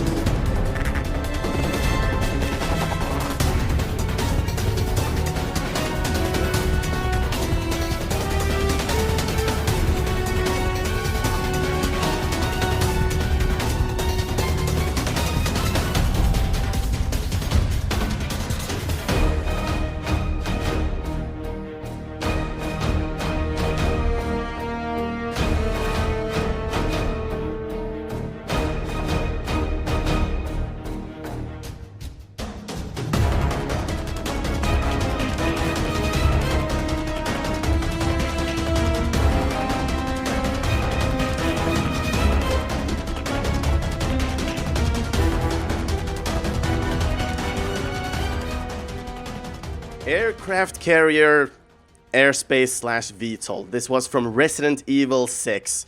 There's nothing else really I can say about this more than adrenaline rush. Run! This is how I feel about this one. This one is really good, in all honesty. From the perspective of me as a gamer, I haven't played all of the different Resident Evil games. I kind of know that they're kind of following a sort of a system, because the first two, you had the tank controller, you have a stuck camera. In 3 and 4, you had the camera that's following, but still a tank controller. 5, 6, you're kind of going into more of an adrenaline rush type of gameplay when it comes to the Resident Evil series. So considering that, just having more of an adrenaline, I know a lot of your different tracks for this are more drawn to be the more adrenaline rushed ones.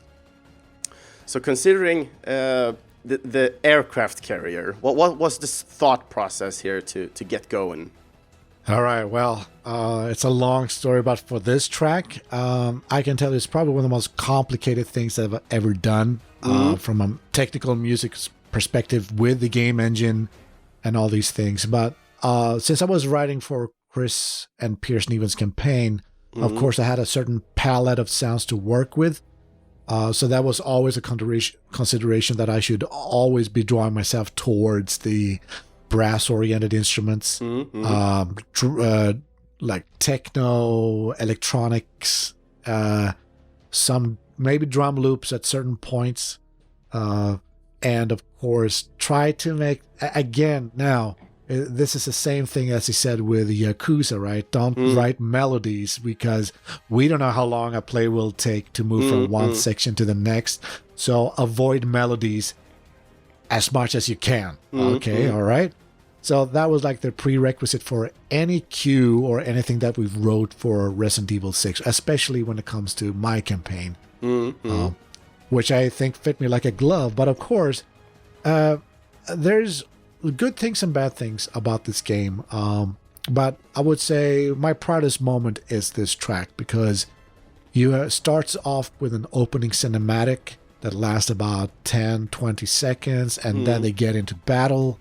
And this is a transition to the next part in the song, which will start a loop that goes in for infinity until you cleared your mission to get rid of all the ICBM launchers on the ship. And then it transitioned into a split-up scenario where the other character, Pierce, jumps off the plane, and you, as Chris, have to cover him from above.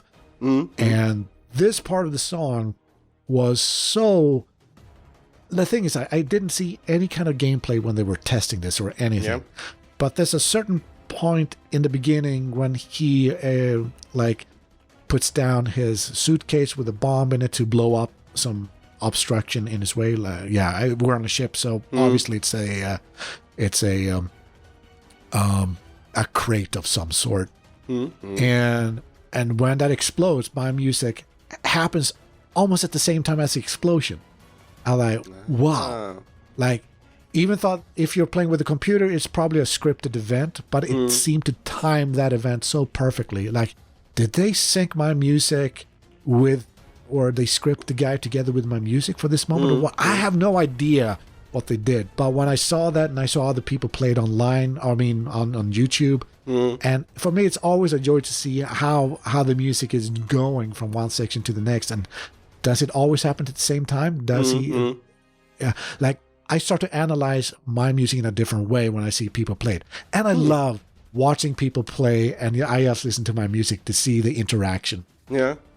That's the most exciting thing. But I find it interesting that you're talking about interaction here as well, because from my experience, looking from a perspective as a customer, but also as somebody who worked with a product where everybody else takes kind of are using it in some way, and how they give feedback back to you. So considering a game such as Resident Evil 6, it's usually a lot of people just talking about the game, the story, what's happening in these games. I don't hear a lot of people talk about the music per se, but as I always tend to come back to is the music plays like a very large role when it comes to any type of game, because it enriches the feeling you are getting when you are playing. If you would have put clown music to this, people would like, oh, okay, the experience is not even scary anymore. It's not this, it's not that. So for you to go in and look at experiencing on people, how they interact with the music and so on, what do you usually look for example, in these kind of cases? Of course. When I look at the game, like, we're going to come into something really important. Because the way that we wrote the music was according to one specific requirement, that this would become adaptive music. Mm-hmm. And when we say adaptive music means, in our case, that the music will change depending on the actions that you do. Yes. But the music would be arranged in layers. That's the trick to this entire thing. So you could have one 1 minute loop, and you might have maybe 10 to maybe 12 layers of music. One would be the rhythmic instruments. One would be an ambience that's absolutely at the bottom that always keeps playing and maybe fades away when the new instruments come in on top, right? So you barely notice it until you kill all the enemies, and it goes back to this ambient kind of feeling in the background. Yeah. That was the idea we were taught. We got a little Bible to study for this project. Okay. And that was their promise to us, that we're going to make the music. But before you do that, play Uncharted 2. And we played the game, and they told us, try to analyze what is the sound doing? What is the music doing to the game? And in about 2 weeks, we're going to meet up again, and then we're going to explain how they did it. And it was exactly the way that I just described for you earlier. Okay, so I thought, oh shit, this is so cool. That's what we're going to do? All right. And since they are the programming team, and Mr. Kobayashi has promised us that this is what we're going to do. And of course, remember, this is 2012. The high-end platform of the time was a PS3 and, of course, Xbox 360. Incredible rivals with each other. But we have already seen a great game with Uncharted 2 and how they managed to cram out this entire orchestra and how it interacts with the player as adaptive music should. And it's very, very, very young time here. It's very early for adaptive music as well in this case. Because we're still working on having adaptive music today, especially for indie and so on. Maybe it's more common practice to AAA, but I guess for a game like this, it's still quite early to have adaptive. Or? Actually, we were at the very last year. I mean, okay, 2 years away from... actually, no, we were 3 years away from the end of the PS3's life cycle. So this might have been right in the middle. Okay. And I think Uncharted 2 was like... it was the second game. They managed to make the third one right before the PS3 was discontinued and PS4 took its place. And we had all these, how will the system work now? Like the unpaid disc DLC controversy and all that stuff. You know, it was always up in the air. I was like, if that's going to be on the PS4, I'm skipping a generation. So I don't have a PS4. I'm going to wait for the PS5. But the technology for adaptive music has been finding its way into many different kind of games, including indie titles now. But it is a very complex system. Definitely if you don't know your hardware. Yeah. And that was a thing. Now, comparing, okay, Capcom has the money. This was the largest game they've done up to date. Like, they had the biggest financial of any Japanese studio. You would think Metal Gear Solid and their team would be swimming in money by this point. But no, this production overcast with so many different actors and aspects of the creation of things. And the thing is that I was not supposed to have this gig. I was not supposed to be part of the Resident Evil game. Okay. So how come you kind of dropped the banana peel and just drove in there? Yeah, a shrimp sandwich, as we would say in Swedish, right? Now, the thing is that before we even started this project, I was contacted by my agents, and they said, hey, we actually going to pay you the entry fee for this competition. The word I hate as a musician. But at least this was more like a guarantee that they would listen to your work. If you paid 20,000 yen, they would take their time, listen, analyze, and then if you're good enough, they would like to meet you. Or be part of something. So they had this competition, and they gave us, I had no idea this was Resident Evil or anything. It was just a script. We had to read a small script and try to interpret that inside of our heads and write music to that. So, okay, we want you to do two things. First, we want you to design music for a splash screen that sounds like it would be from a TV show like 24, or so, like, it should have a little bit of a catchy main theme melody for that thing or whatever, right? The second thing we would like you to do is an in-game segment. We would like you to design 3 stages of a scenario. And they wrote up the scenario like, okay, our heroes are fighting the way into safety. Part 2, they're in a building, barricading themselves away from the enemy and try to find the weapon to turn the tides of war. And then 3, all out full assault, fighting back until there's no one else left to be able to kill you. All right. Yeah. That I did in like the first 3 days. That was no problem. My problem was with the main theme. And we had about a month to prepare all this. So I had many times to go back. But every time at the end of the week, I sent this stuff to my agency to say, "Oh, it's not catchy enough. It's not catchy enough." Okay. All right. So I start to look at my favorite movies as a reference. So Rambo 2, Conan the Barbarian. I was looking at RoboCop. I was looking at all these movies with great theme songs in it and instruments too.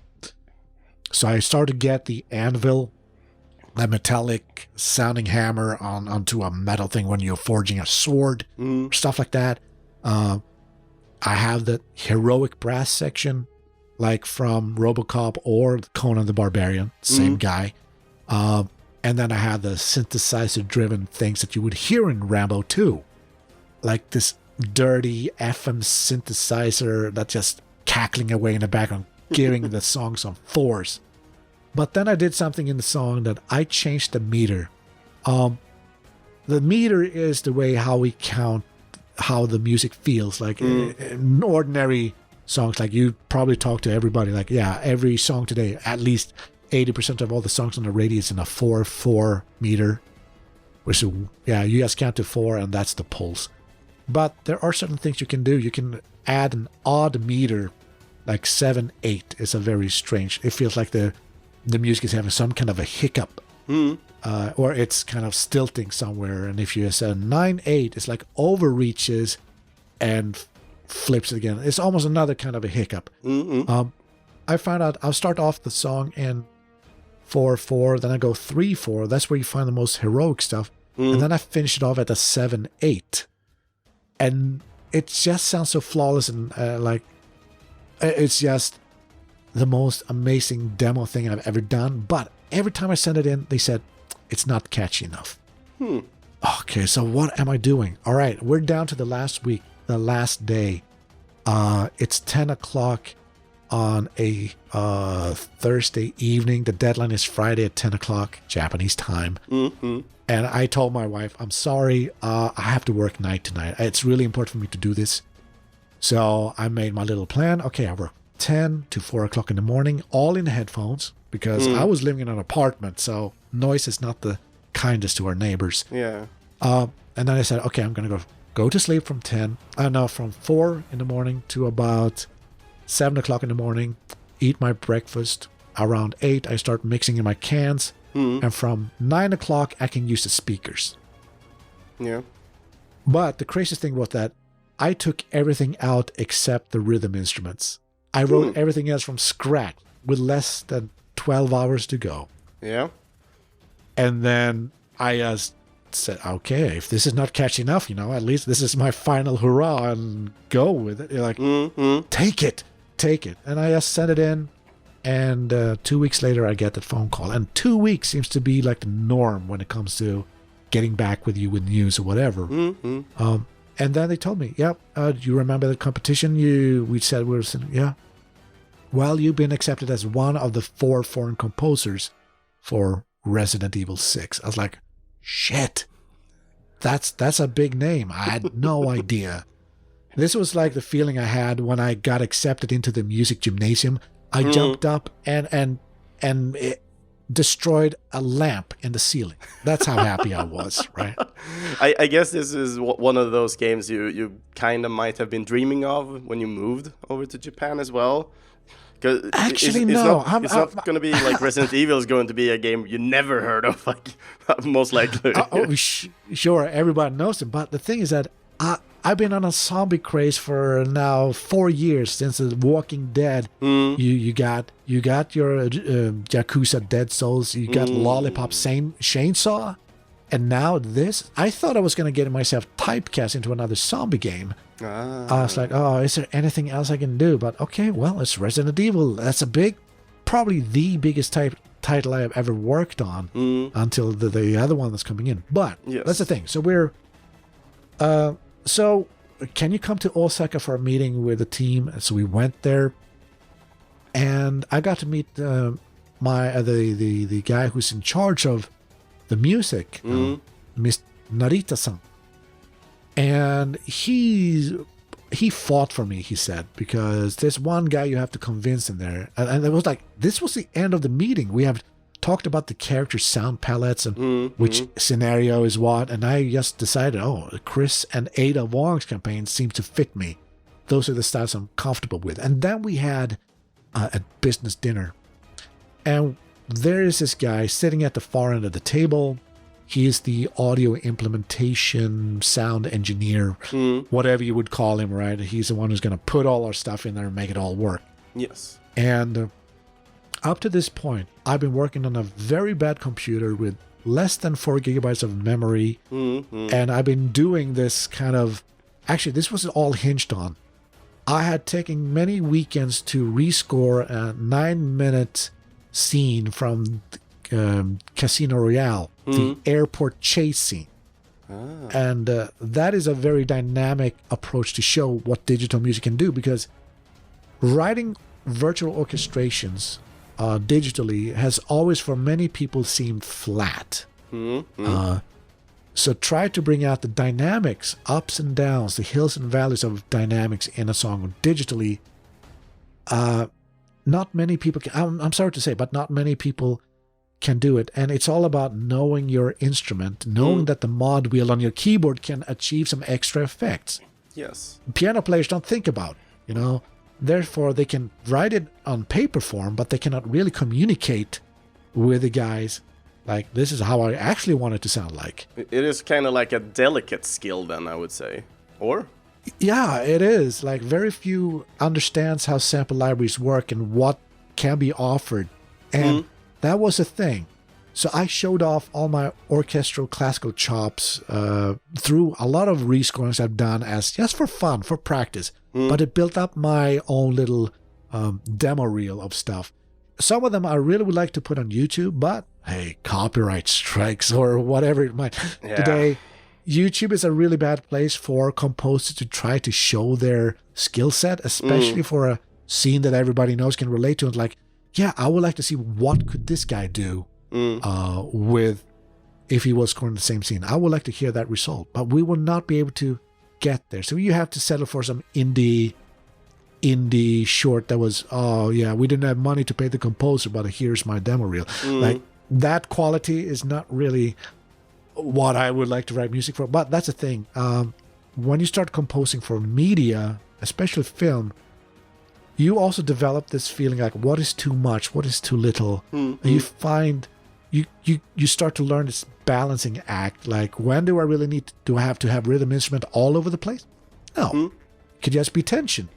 Or like, okay, I don't need a melody here. It's all just going to be rhythm. Like, that's the thing that you learn when you do these exercises for yourself. And you start to develop this, I can actually score a film. I can know where the cut goes, and I know where it... So that was the thing. I was so focused on this demo reel to get the cuts working, make sure that the music switches exactly when it cuts away to something else, or transitioning from running on the ground, jumping into a tank car, and the music drops off. Or like, I was doing very much what we would call Mickey Mousing.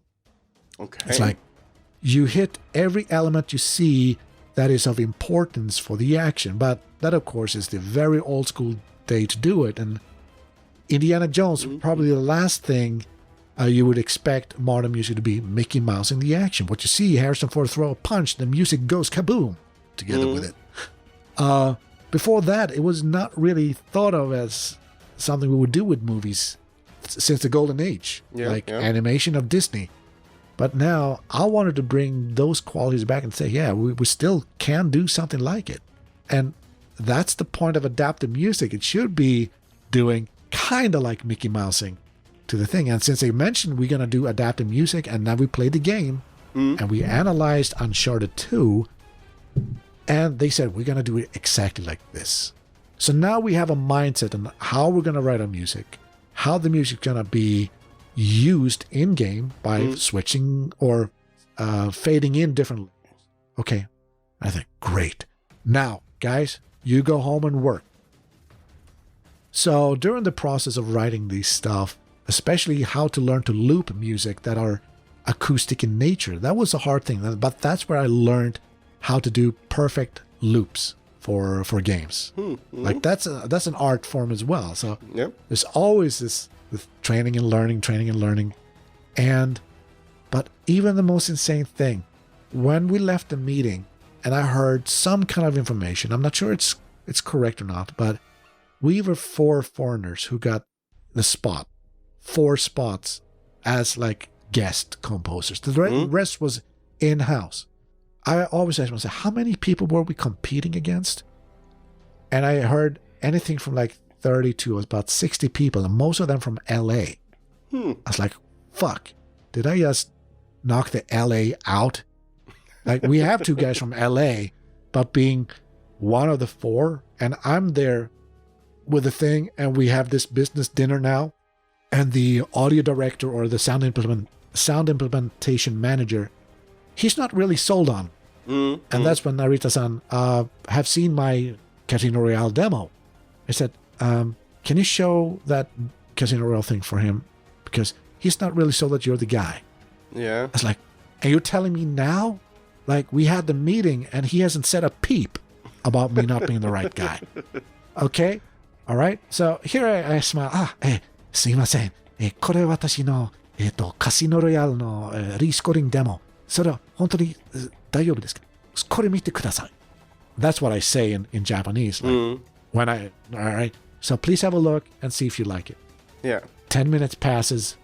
He looks at me. He still has his dead face like a poker player, right? But then he gives me a smile and a thumbs up. Okay, you're in. But, so I wasn't really supposed to be there, according to him then. Yeah, to him, yeah. But now he's seeing myself, and they promise me all this magic that's going to happen in the game. So we work for 3 years on this project, in all the queues, everything. We have hit our, like, we have these milestones, and we're getting paid per milestone. And we knock out these deadlines. And yeah, deadlines are a great motivator to get things done. And you get so creative too if you have deadlines. I think if you're writing music or have games with no deadlines, it's going to lose a lot of focus. You don't really know what you want. So have a deadline. That always motivates everybody. Even though people hate deadlines, it's going to be great. I think so. For me, I loved it. All right.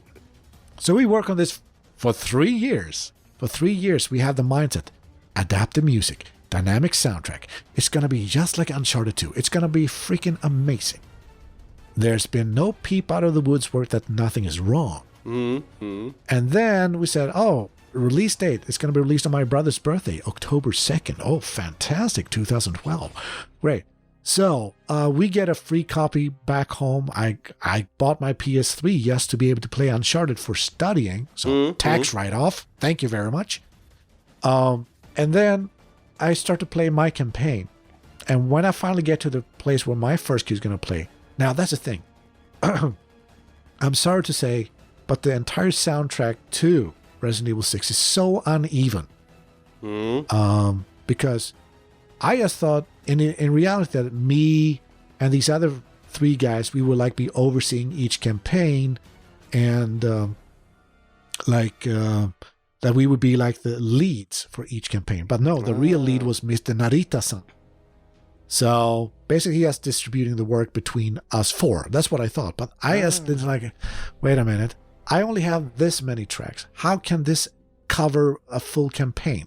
Yeah. Oh yeah, we forgot about the Capcom in-house staff. They're like another 24 composers. Oh, goddamn. So we have a whole, like, oh shit, like 24 plus us 4. That's like, yeah, that's 28 composers. Everything is like uneven. Like, I know time is money, but that doesn't really require that it's going to be a good sounding product. So you can hear when there's a new guy. you hear that, oh, that's that person, that's that person. You can actually identify very easily with such a soundtrack. Unless they spell it out for you in the booklet. And then, yeah, you can buy the CD. I have the CD track here with my name on it, on which tracks I've done it, right? But when you play the game, you don't notice the music. Okay, but when you get your own track, you start to notice.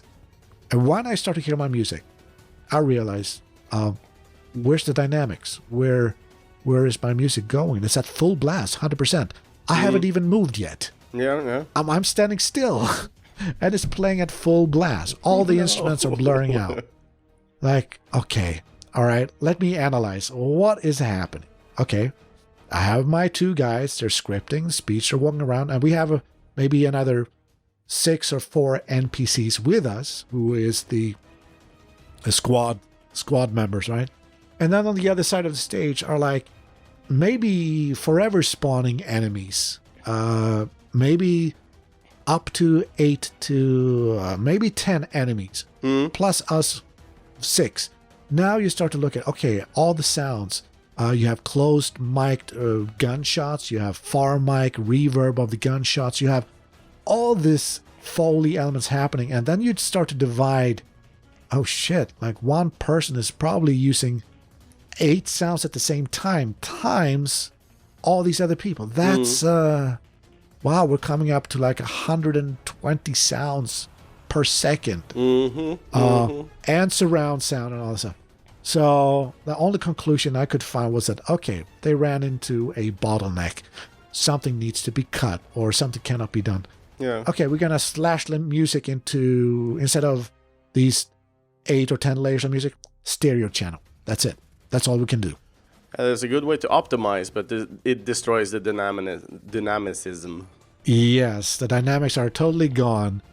And that's why it feels a little bland when you're playing it. Like, what is the music doing? Is it really interacting with you or not? But when you get your own track, you understand, like, yeah, they didn't do what they promised. You know, I wish they could have told me that our idea just didn't work. There's too much stuff happening in our game compared to Uncharted 2.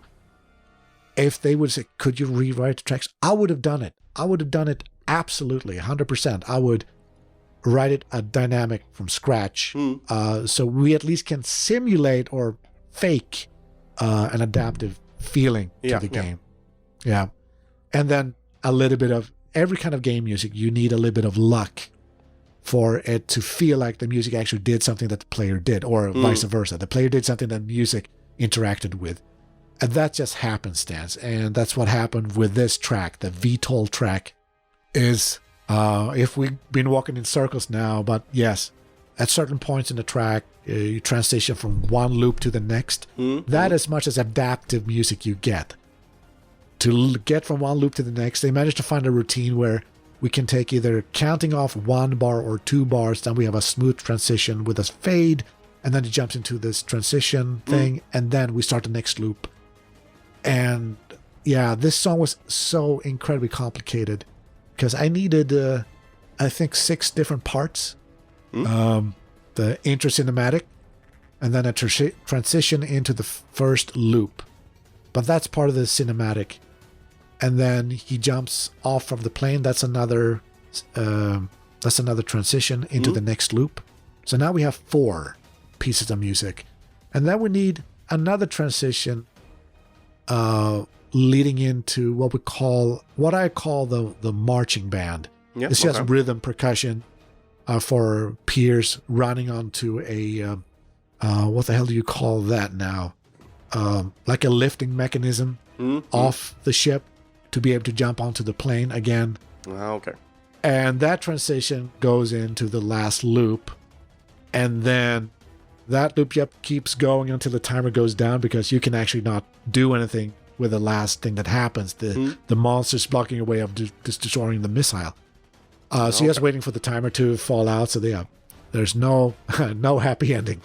And then when that timer goes off, it does that little transition, and then that's the end of the music. But yeah, I think I spent like just a week to map out all the different sections before I even started writing any piece of melodic content to it. So I would say I start more with the rhythm when it comes to the more complex stuff. But the intro is barely any rhythm. It's more like a sound, a tension chord going, building up the tension. But then the rest is tracked out with rhythm and tempos and all that stuff. And that's the thing. As I said earlier, we had to give very detailed reports on where and how the music is transitioning. We used to talk about bars or time code. I settled for time code. It was much easier to get around it. And that's how we navigated through the entire pieces of music, so we could at least communicate with Narita-san about the different loops, things like that. So, yeah. Man, I got dry talking about this. I need a sip of water. Yeah, and I think we kind of covered a lot of things about this, and especially how the dynamicism is working. I think it's time for us to jump into the last song of this week in this episode. Yes. What do you feel about that? So, yeah, this is from, should I be very specific, from Season 2, right? At the end of Season 2, the last character of Season 2, yeah. So this is the theme of Seku, and the game is Street Fighter 5.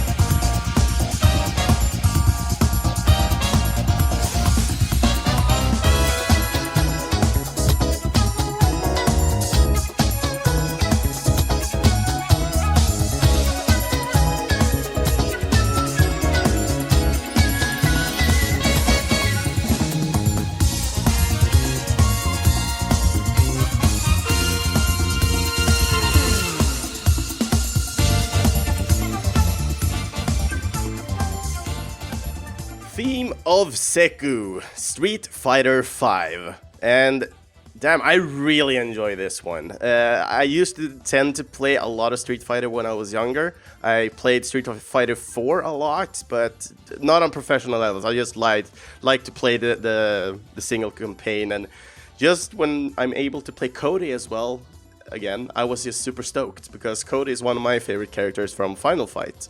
And getting more information that, hey, everything is kind of connected, because I didn't know that prior to that, was super fun. Mm-hmm. And when I was listening to Seku was not a character I was so previous to, because I haven't played Street Fighter 5. I would know about the game, but I only know about the original roster and the couple of times some friends have talked about it, but I never heard anything about Seku. So I was really like blind when I went in and listened to this, and it was very interesting. And looking up a little bit what people wrote about this song as well, one of the things that kind of kept popping up was the word Strider. And I was so weirded out about it, because there were nothing about the character, how he looks and everything, that gave me the vibe of Strider. So I actually had to go and research even further ahead on the character specifically. And I know now that he is actually like the first generation of Striders, the Huryu Striders. So considering that, a lot of people have notified that there seem to be some influences from the original Strider soundtrack to this theme. Is there any similarities or influences about it in this? There's only one. Yeah. That's the ending of the loop. I do like a fanfare, which is actually a big band version that I created by myself, thanks to my trusty Iwi as a electronic wind player.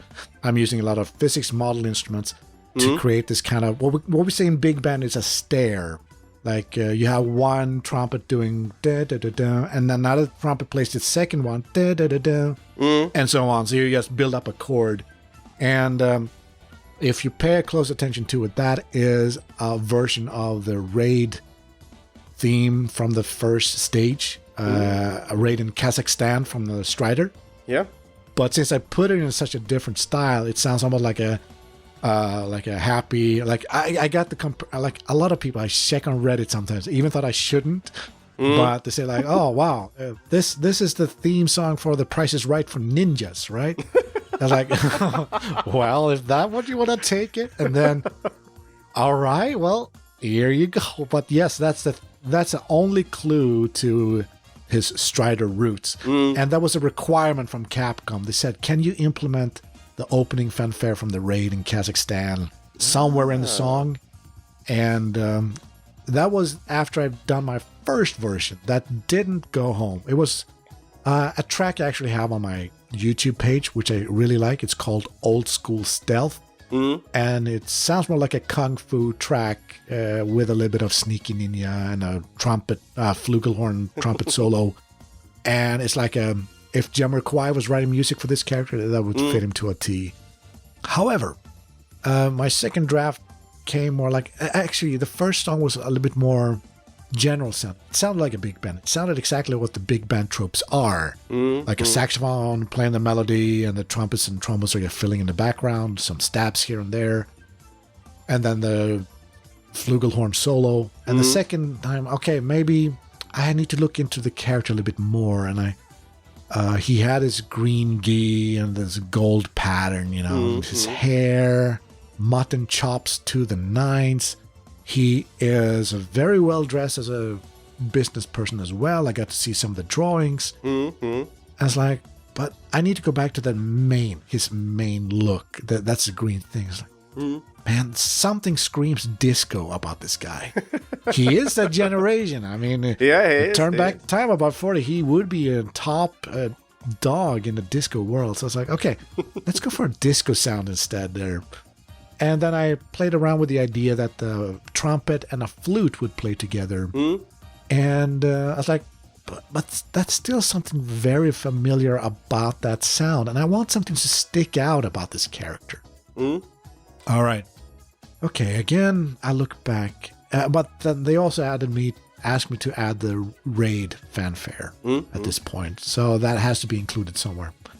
Okay, all right. Look at his hair. It's very windy. Okay, yeah, wind. Wind instrument should have the lead. Okay, a Japanese wind instrument. Shakuhachi.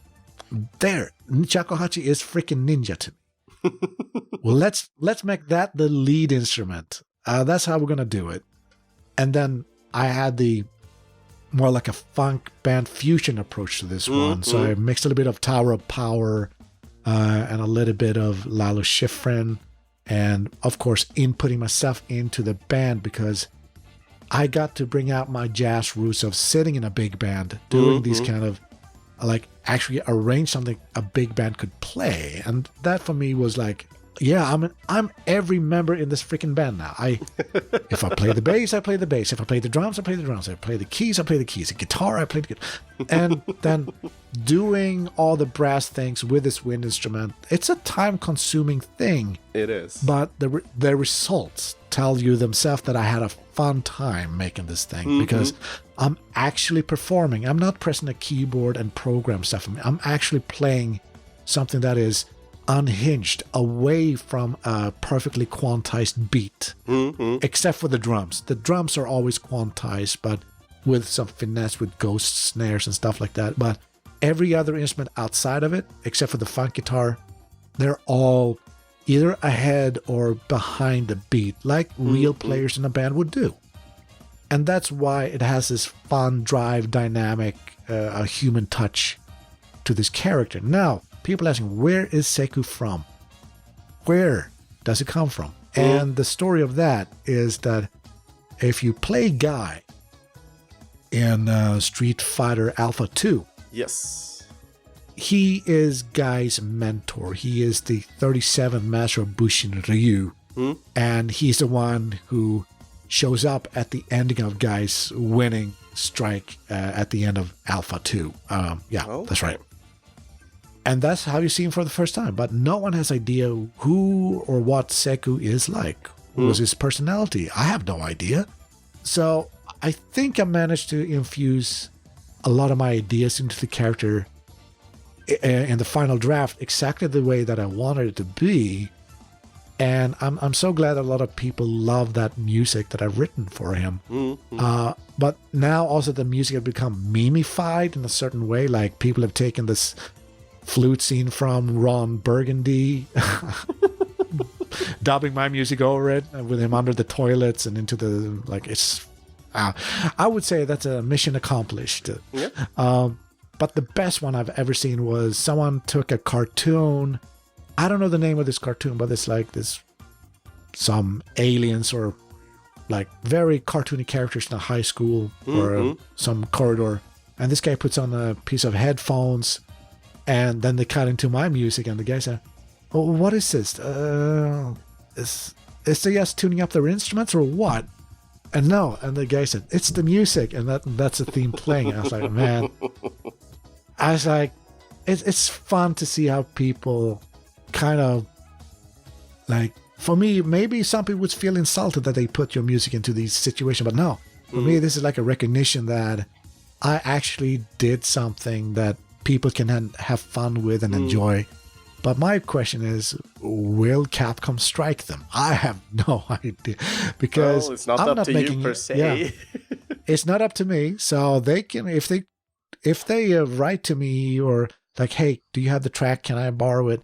Then I have to say, unfortunately, I don't own the rights to the track. Capcom does. So no guarantees, unfortunately, no guarantees. But that they actually transform my music into a new medium or to create a fun situation warms my heart. So yeah, it's really fun. It's one of the best ways you could theoretically get recognition. People utilizing your work, getting inspired, doing something with it. Yeah. And as you also can hear, it's a fun track, and that's because I had fun making it. It is coming with some other kinds of similarities and differences at the same time. As you're saying, it's more to the disco. I even wrote funky Japanese style flute ? And you've been talking about all those things. Yeah, I mean, that was the first thing. But I think in the end, I mean, what would this genre be? So I would call it Japanese fusion with a Swedish touch. I mean, that has always been the scariest thing as a Swede or any foreigner who has to take on a character that has this cultural heritage. That has always been something scary. Like, I did write music for Nobunaga's Ambition, a pachinko machine. And that is so much Japanese history in it, based on real stuff that actually happened. And now they're asking me to write a theme song for the machine, and I was like, okay, don't do the Asian riff. Don't do the Asian riff. And you did the Asian riff.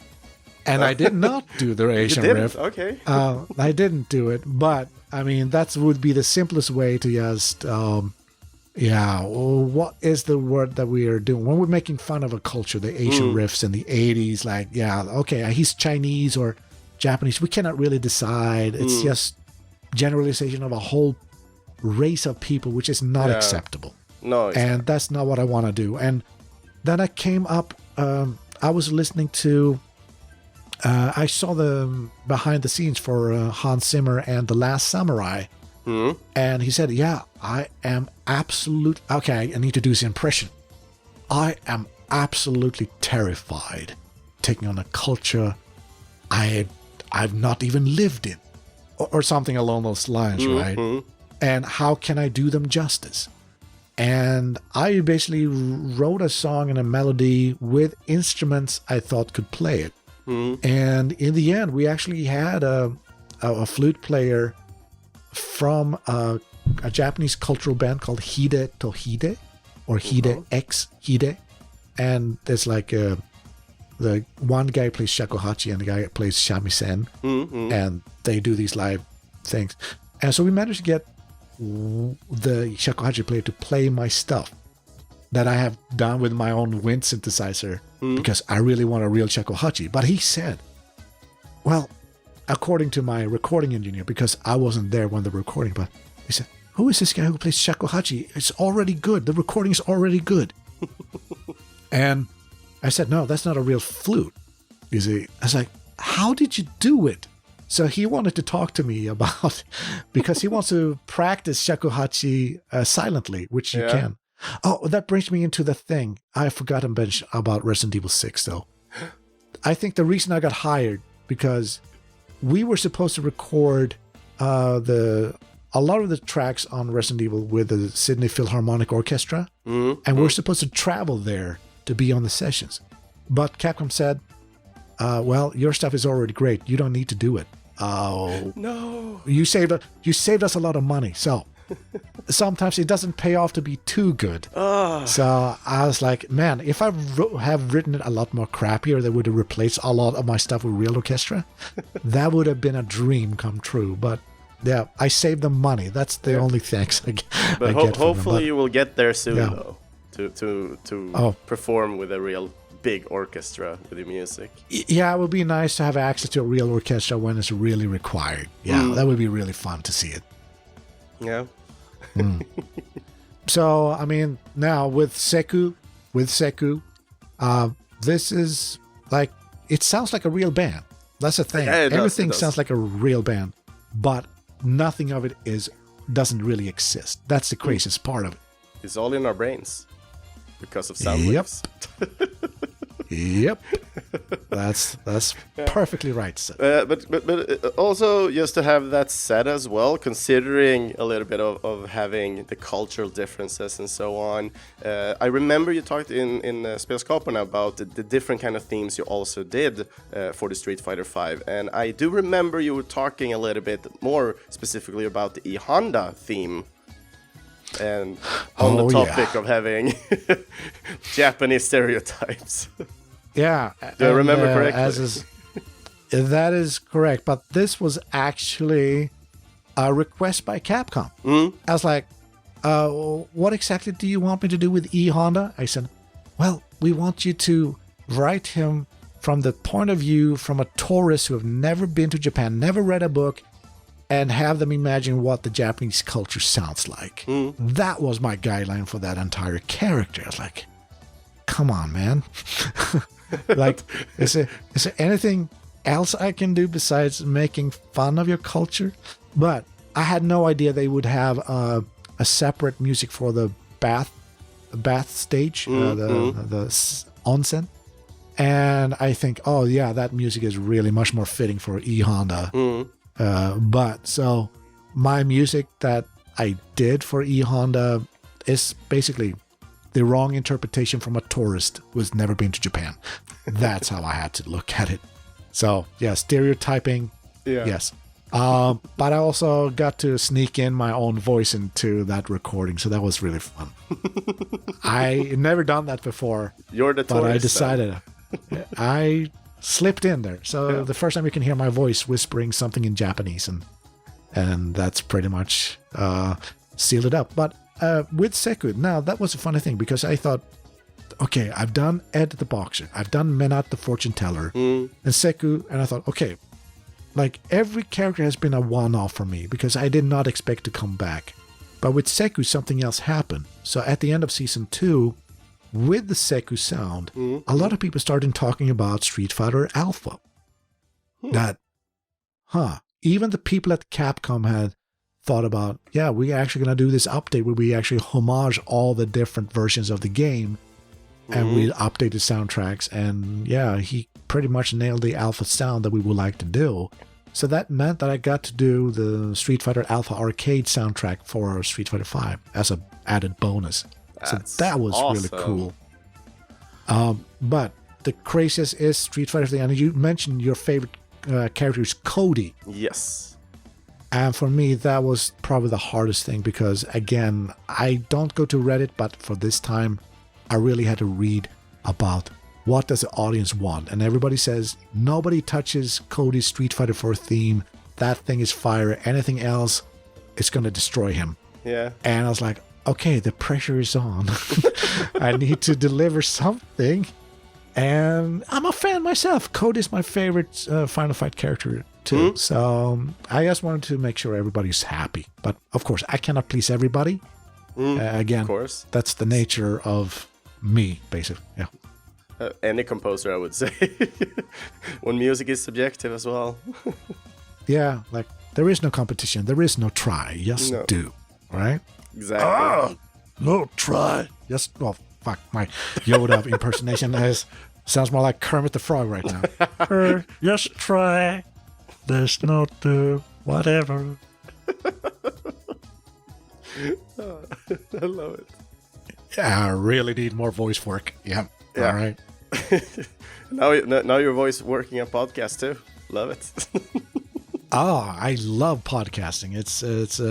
It's one of my favorite things. And of course, being part of this kind of thing, it's always interesting because I love to hear the reactions from people overseas, their interpretations, and how maybe my music in my home country has reacted. Because, I mean, when I left Sweden, I was a nobody, and when I've been in Japan for so many years, and it's like until like 10 years after I made my debut here, now starts people. I'm not sure how popular I am in Sweden. I have no idea. No. But I'm not looking for popularity. I just hope I do a good work and support the product. Because you're more focused on the work than the recognition, basically.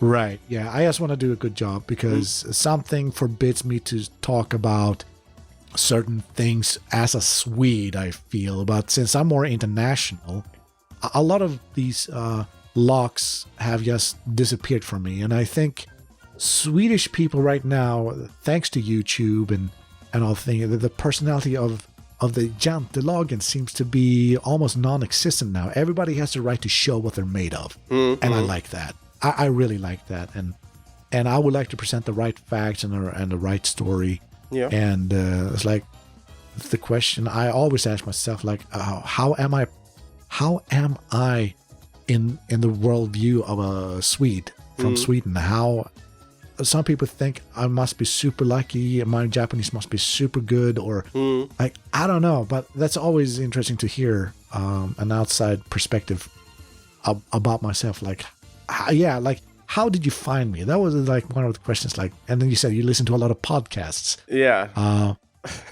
So considering how I found you, I think the first one was actually listening to Spelskaparna back in the day. I don't remember exactly which year, like 2-3 years ago or something like that, at least. Oh, it was quite recently. I think last year Was it last year? I think because so. it was like 30 episodes ago, and they hardly. Oh, really? Yes. Yeah. Okay, then maybe I was in my old apartment, so maybe 2 years ago then. Yeah.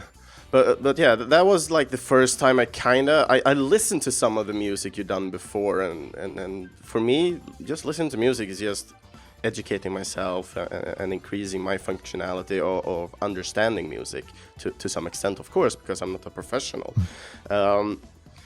But I rarely go deep, especially before I did the podcast itself. I started with this podcast back in 2017, September. From that point, that's when I started looking more into the composers, because I've been so passionate about listening and loving video game music for such a time. And it even started with the modular music from the demo scene, SID music, etc. This was like the breaking point for me. Started listening, understanding who the hell did this. And then you usually tend to like, I've never heard of this guy or girl or whatever. Right. That's the most interesting thing, right? Exactly. And then you start noticing patterns. Like, oh my God, this person has done all these soundtracks and so on. And that's when I thought about my podcast. And Like, I need the unique selling point of actually putting the composer. A lot of people in podcasts that covers music usually just talk about the video games, what they thought about the song itself, but never really talk about the composer or never really have a composer on their podcast. So when I did this, I was like, every fourth episode is definitely going to be a composer or somebody connected to music that is connected to video game music to some extent. Could be a person from the demo scene, tracker music, somebody who just really adores video game music and has done like a tribute, etc. So that's kind of where it started out. And for me, the first time I actually connected with your name and who you might be was due to the podcast Spelskaparna. After that, I actually started following you on social media, on Twitter. And from there, basically, I've been following you a lot of times. And now you started doing more streams as well on YouTube. And now I'm starting to look into how you work and so on. So it's just super fun to get this large picture of who you are as well. And it gives me a better understanding who you are as a composer. And it's just super curious and interesting. Oh, thank you. Well, no, thank I always you. felt a little bit like a loner, man. But yeah, it's great to know that, like, I mean, what I think why I do the streams now is because I got a new computer and I managed to set it all up to work that way. But I also think it's very important to share because of, like, as I said, like, if you're like your teachers, you should pay them respect. And so now it's my turn to give something back. And I would like to inspire and help the next generation of composers or people. Now, that's even the craziest thing, that when I left my hometown in Skövde, and then 2 years later, they start opening this computer game program. And I was like, what? How? That was something I kind of like, I bumped my head into the mic stand again. And I was like, well, if that was happening, I should probably have been staying in Sweden. But okay, well, great. They start to see that software is a viable way of creating more jobs, which they actually have done. And I think I was invited to speak at the Swedish Game Conference in my hometown in 2018, I believe. Yeah. And they had like this dinner and announcements and stuff like that. And they said, this year alone, in 2018, we have managed to create 350 jobs out of thin air. I was like, wow, that's great. I mean, even the craziest game I ever seen, the Real Goat Simulator. Boom. Like, Coffee Stain Studios. I had no idea they were from my hometown. I was like, shit. Okay, well, you see, my idea of starting a computer game company in my hometown was the right thing to do, but no one believed in my idea. And now we have the university doing all that, open for everyone from all over the world to come and study and learn, not only about programming, graphics. And you also have the incubator there now as well, Gothia Incubator. Right. Yeah. Presenting your game ideas and let them help you and improve. They'll provide you with office space so you can just continue your dream of working for a cheaper price instead of high costly environments. Yeah, I mean, it was kind of weird during COVID, and I was thinking, oh wow, a lot of the jobs are closing down. And actually, one of the professors at the university there, they asked me if I would like to come and work for them. I was like, oh, well, that would be nice. But I'm not a professor. I'm not sure. I have my musical education, but they said, like, after a few years, if you've been working in the field, you kind of automatically get that status as an expert in your field. Yes. But I like what was good now or what we know today. I mean, it could be passé the next day because new technology arises and new ways of writing music will come to us, like AI. Oh my God, that's another topic for a different time, I believe. Exactly. But that's something I would like to talk about for sure. But it's going to be an episode I'm not recording, apparently, because the AI will do my job too. Your AI is already doing it. Yeah, that's right. Yeah.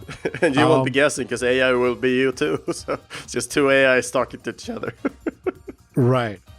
with like a voice changer program as well. So everyone sounds like Morgan Freeman. And David Attenborough. And he waded through a mile of shit and came out clean the other side. That's right. Exactly. Yeah. Yeah, man, I want to watch that movie again now. But yes. So, with Seku out of the way, I think pretty much, like, when writing music for a guy like Seku, I really got to do all my hats. So I'm paying tribute to my teachers. I'm paying tribute to all the ones that have taught me how to play drums and playing the bass and all that stuff. So that entire song is a tribute. Yeah. And the Alpha soundtrack, a lot of it is tributed to, especially when you win your match in Street Fighter Alpha. I play a electric piano solo, and it's a homage or a tribute to Esbjörn Svensson. Okay. Yeah.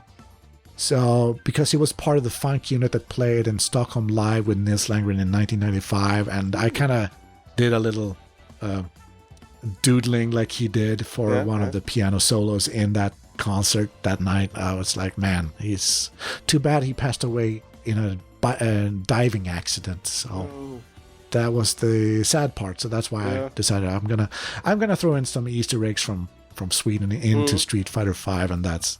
Have you heard anybody notify on that or seen anybody? Nothing. But now you're the one first to know, I guess. Yep.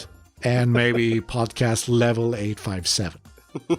They're really fun guys. They're amazing. Yeah. It's always nice to hear from other podcasts as well. I know most of my podcasts come from the US, and they kind of have this free form, just talk about the music, talk about the games kind of vibe. But yeah, I do really like that you take the opportunity to really discuss about music, because I remember when I had the Atari ST, you bought the ST format magazines, and they actually put a lot of focus in the reviews on sound. And today, they don't do it. And it's so sad to see sound not getting the attention. It's all about game mechanics, maybe the story, and that's it. No, I agree. Music and sound is the third actor. Definitely. I would kind of say it is like a roadie for a band. Like, I got this because I played the Brutal Legend game. It's like the roadie is the one that makes everything work, but you're never seeing him.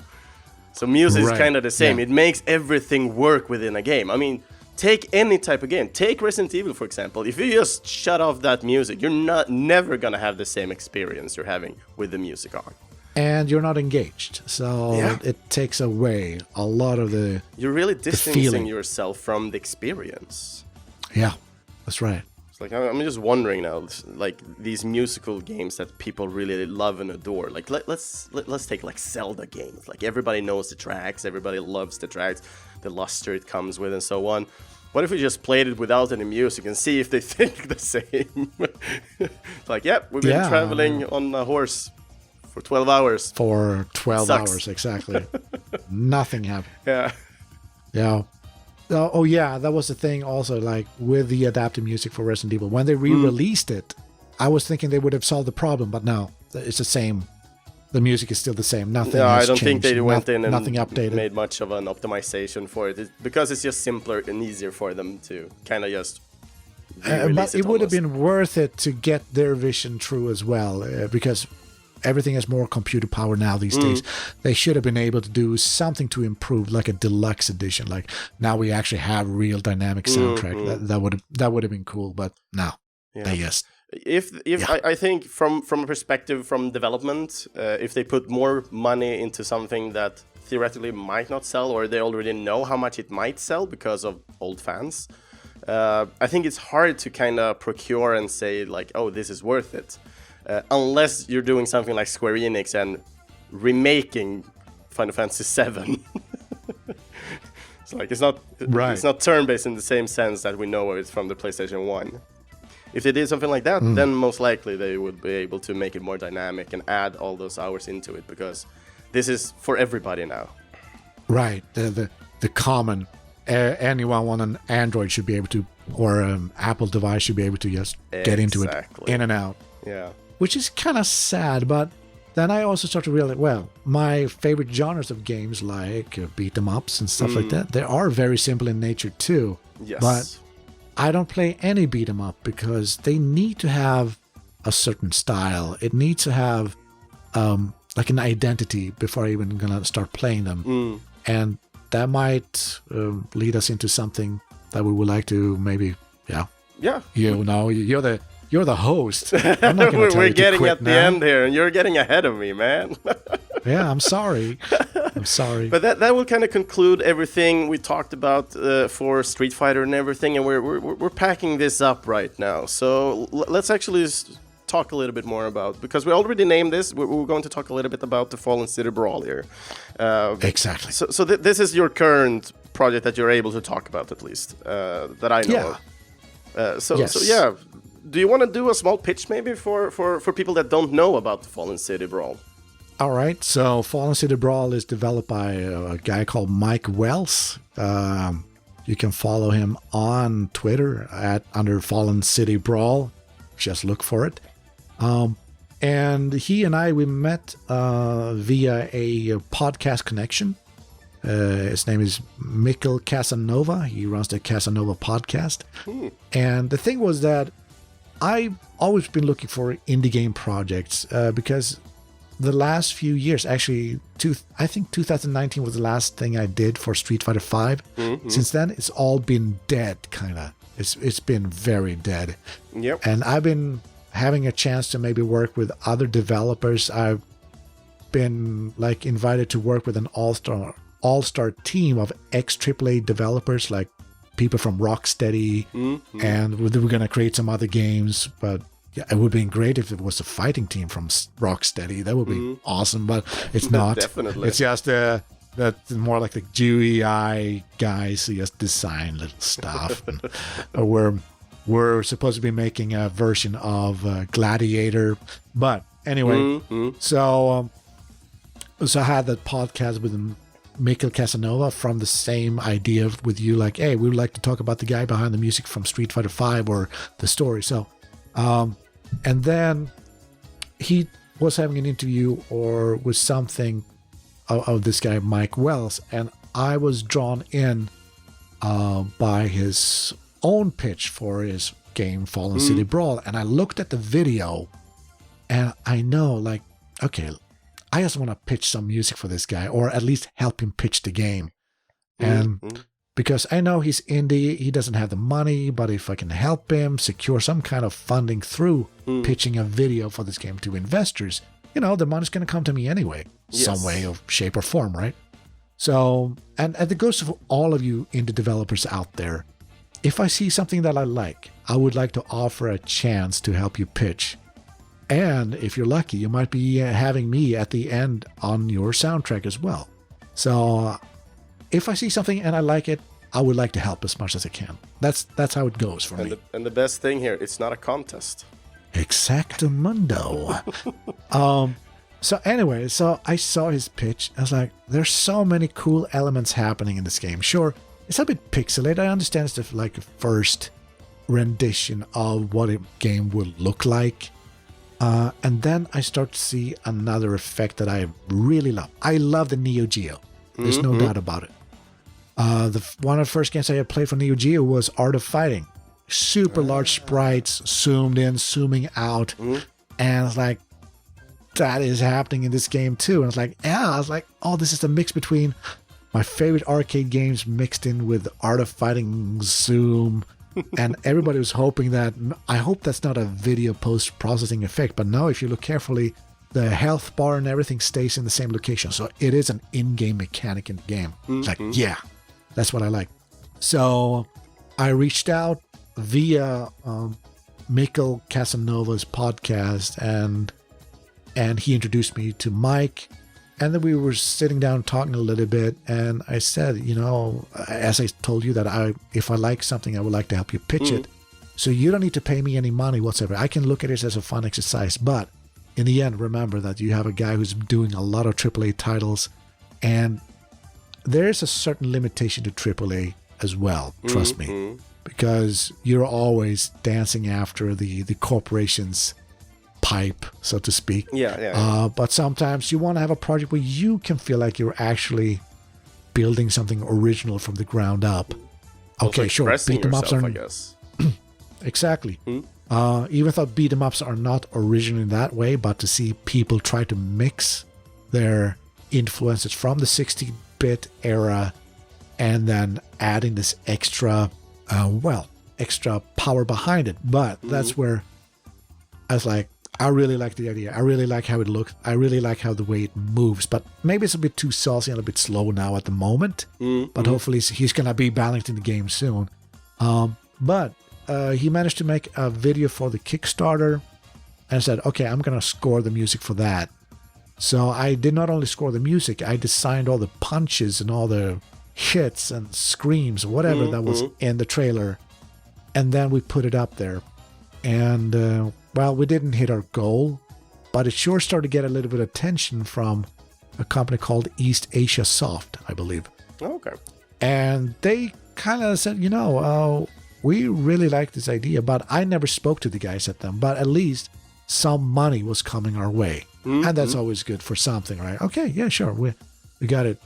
So I got paid my first half of the project right now, and I'm about 90% done with the soundtrack. All the levels are done for me. But now I have the, I need to design the boss music, which I have. But then there's also going to be some stuff I can't talk because I would ruin the game. Yes. But let's say there's music there. No spoilers, right? Can end up in like different ways depending on how you play. And then, of course, the scoreboard and then the game over screen, like those tinier details.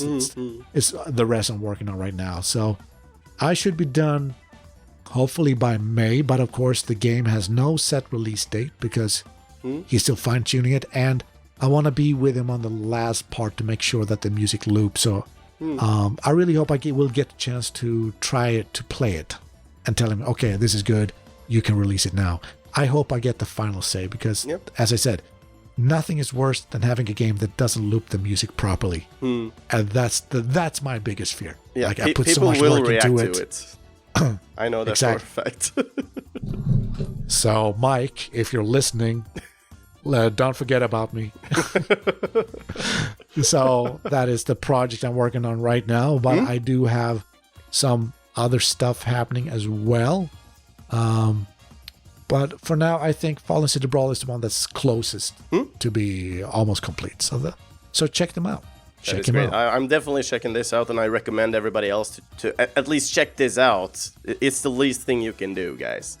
It is really nice to look at, and for me, as a beat 'em up fan to some extent, I just really enjoy all the animations and how it looks, and it kind of looks crazy at the same time, and I would say it is unique, even if it has similarities to, for example, like you said, Art of Fighting in style, but since it's a beat 'em up, it's more towards like a Final Fight for me, at least. Of course, there are other people that might make other comparisons to other games. Of course. I mean, everything is influenced by something, so there's no way to get away from it. It's really hard to make something unique today. You're always doing something to somebody else, it seems like. Yep. How do you feel about that kind of perspective for music? Does it feel like you are able to make something unique still, or have everybody already done everything? No, I mean, that's another reason I got involved with this project, because I want to be able to score a game from start to finish, because there has been too many chefs in the kitchen on every project I've been involved in. Like, I know it's a Japanese system, like time is money. They can just go on till like 1 more month before we're going to release a game. Okay, well, assign the composers here. You have 35 people, everyone writing 3 cues each. We have quick and easy and check. No, like there seems to be a lack of quality assurance for me when it comes to Japanese products. Even in a AAA game like Resident Evil 6, we're like 28, almost 30 composers. Yeah. Like, I think the game would have sounded better if one composer were assigned to each level or each character, each scenario to get some kind of cohesion. I mean, agreed. For me, it was like Lorne Balfe got the theme from Hans Zimmer when he did Call of Duty 2, Modern Warfare, Modern Warfare 2. And it's probably one of my favorite FPS music I've ever listened to. And doesn't matter which track you take, you can still feel, okay, yeah, this is a continuity, the same instruments, the same stuff. I know there are ghostwriters in there, but at least they're all using the same computers, the same palette that Hans Zimmer had assigned to them. That's a thing. If we had that, if we all were sitting on the same computer, same instruments, same setup, same panning of instruments, we would not be able to tell the difference who wrote what. It all feels like the same thing. Yeah. But unfortunately, we were all on different platforms. We're on different software. We were like, it was nothing that really tied us together in Resident Evil 6. So theoretically, we should be happy that it sounds a bit cohesive then, if we're really gonna drag it out. Well, I mean, they just said, okay, Leon's Kennedy, more acoustic instruments, low clarinets, woodwinds, creaky stuff. Chris as more techno, electronic hybrid action film score. Jake Mueller, Hong Kong action, more percussive. And then Ada Wong's hybrid spy thriller music. Yeah, I mean, great. Those are the goals. And I think maybe, from my point of view, I think we might have been hitting 60% of it. I think there was a lot more things that could have been improved in overall. If everybody was able to listen to each other, I think that was the biggest problem. I couldn't hear what the other guy was doing. I don't know what all the other people are doing. So there is this disconnect, and that's maybe why it sounds the way it does. So, yeah. I see. No, I think a lot of things can be avoided if we just have the communication, and I think that can be something that we will see in the future as well. Due to COVID, we started seeing more remote work, for example, and some of these are like, oh, remote is the best. Others are like, oh, the hybrid is the best, having some remote for those who want, but be in an office 1 or 2 days per week. And there are these others like, no, we can't work from remote. It's too disconnecting and so on. And I think we will see what actually happens, because there's so much discussions going on for this and that in game development. It's all about hours, it's all about remote or not remote, etc. But in the end, I think I'm not a fan. I do not like to work from home, so I'm avoiding that in each and every extent I can. I love working somewhere because else. Your work is more about you being more hands-on with all the people involved. So I can understand that. That too, but then also because for me, if I'm working from home, I will start relate home with work as well. Yeah, I mean, that's dangerous, right? That you can never separate yourself from work and being at home. So I understand it completely. That's why my next project is actually, it's kind of happened already, but I'm still back having the studio in Tokyo and come back up here to Saitama. I find that perfect. That's very nice. But then there are times, the weather is bad. I cannot really get into because I know the train lines are shut down. Okay, I'll work from home today. Yeah. So that I'm willing to do the compromise for. Plus, my studio is portable. So I'm still using now my new MacBook Pro M1 Max. So I don't need to worry about me not having the files. Everything is inside. So, and then I go to the studio, hook it up there, and it works with everything in there. It's just a freaking beast. Yeah. But with Fallen City Brawl as like a closer as that, I wanted to make a game from start to finish where the music has some kind of cohesion, that there are actually ideas presented in it. And most of all, I do believe when games like Final Fight or Double Dragon, they have a certain sound and an identity to their soundtrack. And that's the thing I want to do with Fallen City Brawl. I want it to be, it's like, we have this. Probably one of the selling points will be music by the composer from Street Fighter V. Of course, not every track from Street Fighter V, but just be able to have something to show. And helping a small indie game developer. It's just one guy. Yeah. Just one man guy. army. No, those are doing really all this. amazing to see, though. He's one guy making everything. It's crazy. Right.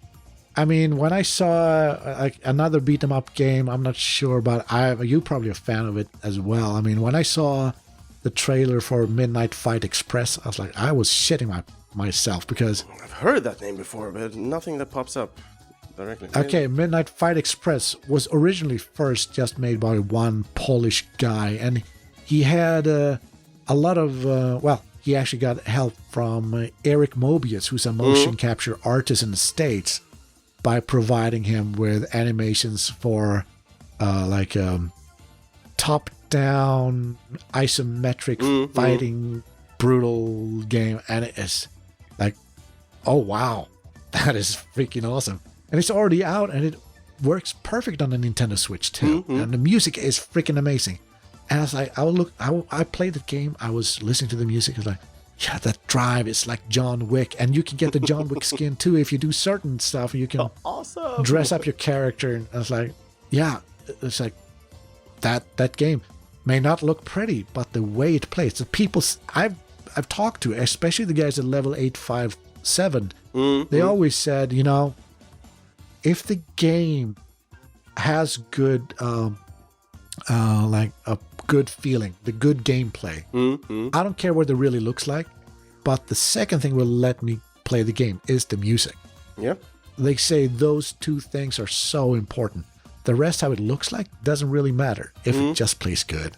And I just want to make sure that when people are playing this game, I want them to feel like badasses. I want them to feel like, yeah, we're like, yeah, I'm actually out for revenge. I'm actually out there to punch someone really hard until their brains fall out through their nostrils. Yeah. Like, I want to invoke. Sure, there are some levels that are more light, like we have a beach level. And of course, I'll try to draw some inspiration from famous 80s movies like Top Gun. So Playing with the Boys, for example. I might be just been drawn to like drum pattern and the tempo, but everything else is like original with the stuff. At one point, I thought I was going to do everything like in a Sega FM synthesizer style, but then I realized, no, that would just be a stupid way to limit myself because we now have access to so much music instruments. So I was like, no, I'm going to go full out, just being me. Sorry, I hit the notes then again. It's in the way. And it's in the way. It's scratching my glasses and does anything. I say, you're not my little kitty. Bad kitty. All right, bad kitty. All right. So that's why I think a lot of more like AAA game composers have actually started to be more independent here in Japan because we want to find a way to express our musicality and have a responsibility.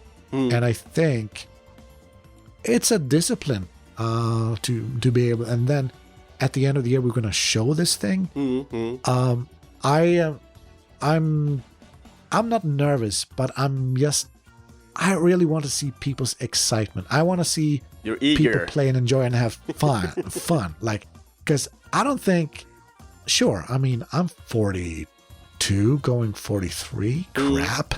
But I still would like to play it in my hands, but something in my head says, you're a grown up now. You should just take it in and just look at other people have fun. Yeah. But then I realized now my mid brother is still playing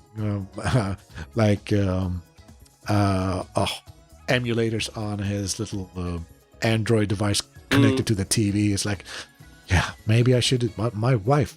I was like, yeah, all right. Well, anyway, when I get it, when I get my PlayStation 5, and if we have no cable, we have no like hard connection, so the PS5 is not really gonna work in my place at all. Maybe in my studio in Tokyo. Then we have fiber, so I should be able to get that running. Yeah, for sure. Let's hope. But yeah, so basically, yeah, I think for me, the indie game development scene is something I'm much more drawn to because of having the creative process and input, and maybe inspire the other parties to do something. I think that's a beautiful symbiotic relationship and have fun at the same time. Yeah. Yeah. So, again, indie game developers, don't worry. I will help you. No problem. Just send in. Money is not an issue. So if they want to reach out to you to start talking about this. Yeah. Yeah, it's my mic stand is like, you know, it's one of those things that is not on a stand. It's like a old table light thingy that you can just move around and that one just keep nosing me up. My lips is getting really close. All right, so now to contact me. Yeah, so if people want to get in contact with you, either if they're interested just in how you compose, if they have any further questions, for example, or maybe they just want to follow you on your adventure and what you're always working on. And if there's a company or a small indie developer that want to reach out, where can they find you? Just like you did. I'm on Twitter at now I have a very strange Twitter log. It's called DropkickMonk3Y. So Dropkick Monkey, that's what it should look. Well, that's what it should spell. Yeah, so it's the lead speak. Yeah, exactly. Lead speak. The E is a 3. Yes. So that what I imagine a monkey would flip an E and flip it around to the other side. So Dropkick Monk 3Y. Dropkick Monkey for short. And of course, my YouTube channel, I think it's just find me at Daniel Lindholm something and you will find it. But I'll probably drop a link for you and maybe you can post that link later. Yeah, definitely. To my channel. So that will be a way to get there. And Facebook is maybe not the best place because I'm full. Yeah. And of course, the problem with Twitter is that I've already maxed out my friends. So if you could subscribe to me, but I cannot subscribe back to you just yet because you need to hit that same limit as I have. So when I have 5,000, I will be able to follow you back. So don't think of me that I'm not paying attention to you. You're very important to me. But I hit my limit on Twitter. So, but you can always send me a message. I will reply. And as if you're an upcoming podcast or programmer or independent game developer, I'm just a click away. And if you want to pitch something to me and let me have a look, sure. If I like it, I like it. If you think I'm the right guy for the job, I will try to look at it that way as well. Yes. But yeah, it needs to feel good. It needs to feel good for sure. Yeah. I mean, I guess if you listen to something that you don't feel like might be the best suit, I think you can point in the right direction most likely as well. Yeah, I mean, of course you can say, oh, this is just an alpha build. This is not the final thing. Or like, yeah. So try to find a way to motivate me. Then I will be on your team for sure. I have an offer you can't refuse. You're gonna die. Oh my god. That took a dark turn. Yeah, you know that Swedish movie, right? Ninja Mission? I've heard about. I've not seen it, but I've heard about it so many times. But I actually thought it was Danish first. No, it's by this Swedish action director Nils Helge Olsson, I think is his name, and he was doing these really bad American action movies set in Skara and Skövde, and they try to pretend it's America, it's Russia, and it's like. And then it came up on an episode of one of my favorite YouTube channels out there called Red Letter Media. And they do reviews of really bad movies from the 80s on VHS. And they review these stuff. And his movie comes up. And they realize, all these actors are from a Scandinavian country. Their pronunciation of English words or the stress in the wrong place. Yeah. That's what friends are for. Like, really weird stuff. And then they have, here comes the big catchphrase from this movie. You got a problem. You're gonna die. I was like, okay. It sounds like equally bad to the Altered Beast. Wise from your grave. Wise from your grave. That's right. Yeah. Which is funny. Yeah.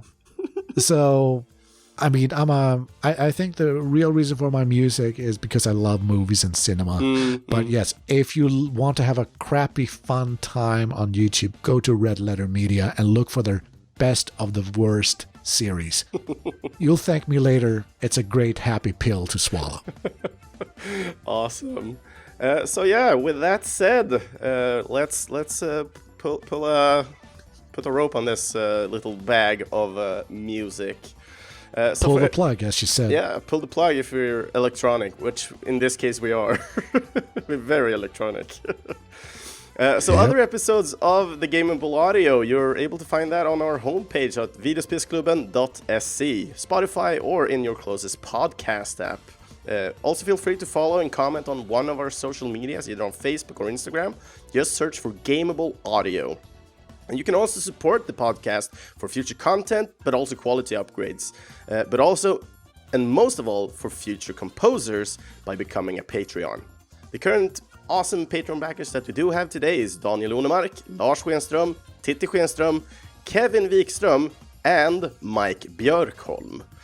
And all the links of where you can find Daniel, but also where you can buy and listen to the different soundtracks that we've been listening to today. Sadly, we already know now that you won't be supported by buying them, but we will support the developers of the games at least, and hopefully they will get you back for the next game. Then. Yeah. But you'll find those in the main post at videospelsklubben.se. And for the next episode, the next thematic we're going to have is going to be me talking to myself yet again. And I'm going to talk a little bit about happy tunes. So Daniel, when it comes to happy tunes and video game music, what is the first and foremost thing you're thinking about? I'm thinking Super Mario Brothers. The old classics? Or the old classic 8-bit Nintendo thing that started all... I mean, when I saw that game and heard the music, you know, I couldn't get that smile off my face. And I was just 5 years old then. And to know that my cousins were playing that game, and I was just spellbound by the happy music. Yeah. So, Koji Kondo definitely put a smile on my face with his music. No matter iteration of Mario, he always got it happy for me. That's nice. That's nice. No, it is a good one. It's very, very happy music as soon as you just get in. That's right. I love it. I love it. It's a me, Mario. Oh, Charles Martinet. The first time I ever met him, oh my god, that guy is just a bundle of joy, to be honest. He is Mario incarnated. So happy. Chris Pratt took his place. That's not fair. Yeah, that's definitely not fair. No. But I'm excited for the Super Mario movie though. But I'm gonna keep an open mind. I think I'm gonna like it as much as I liked and love the Sonic movies, most likely. I don't think it's gonna be more messy than the live-action Super Mario back in the day, where Yoshi was a dinosaur that looked really funky.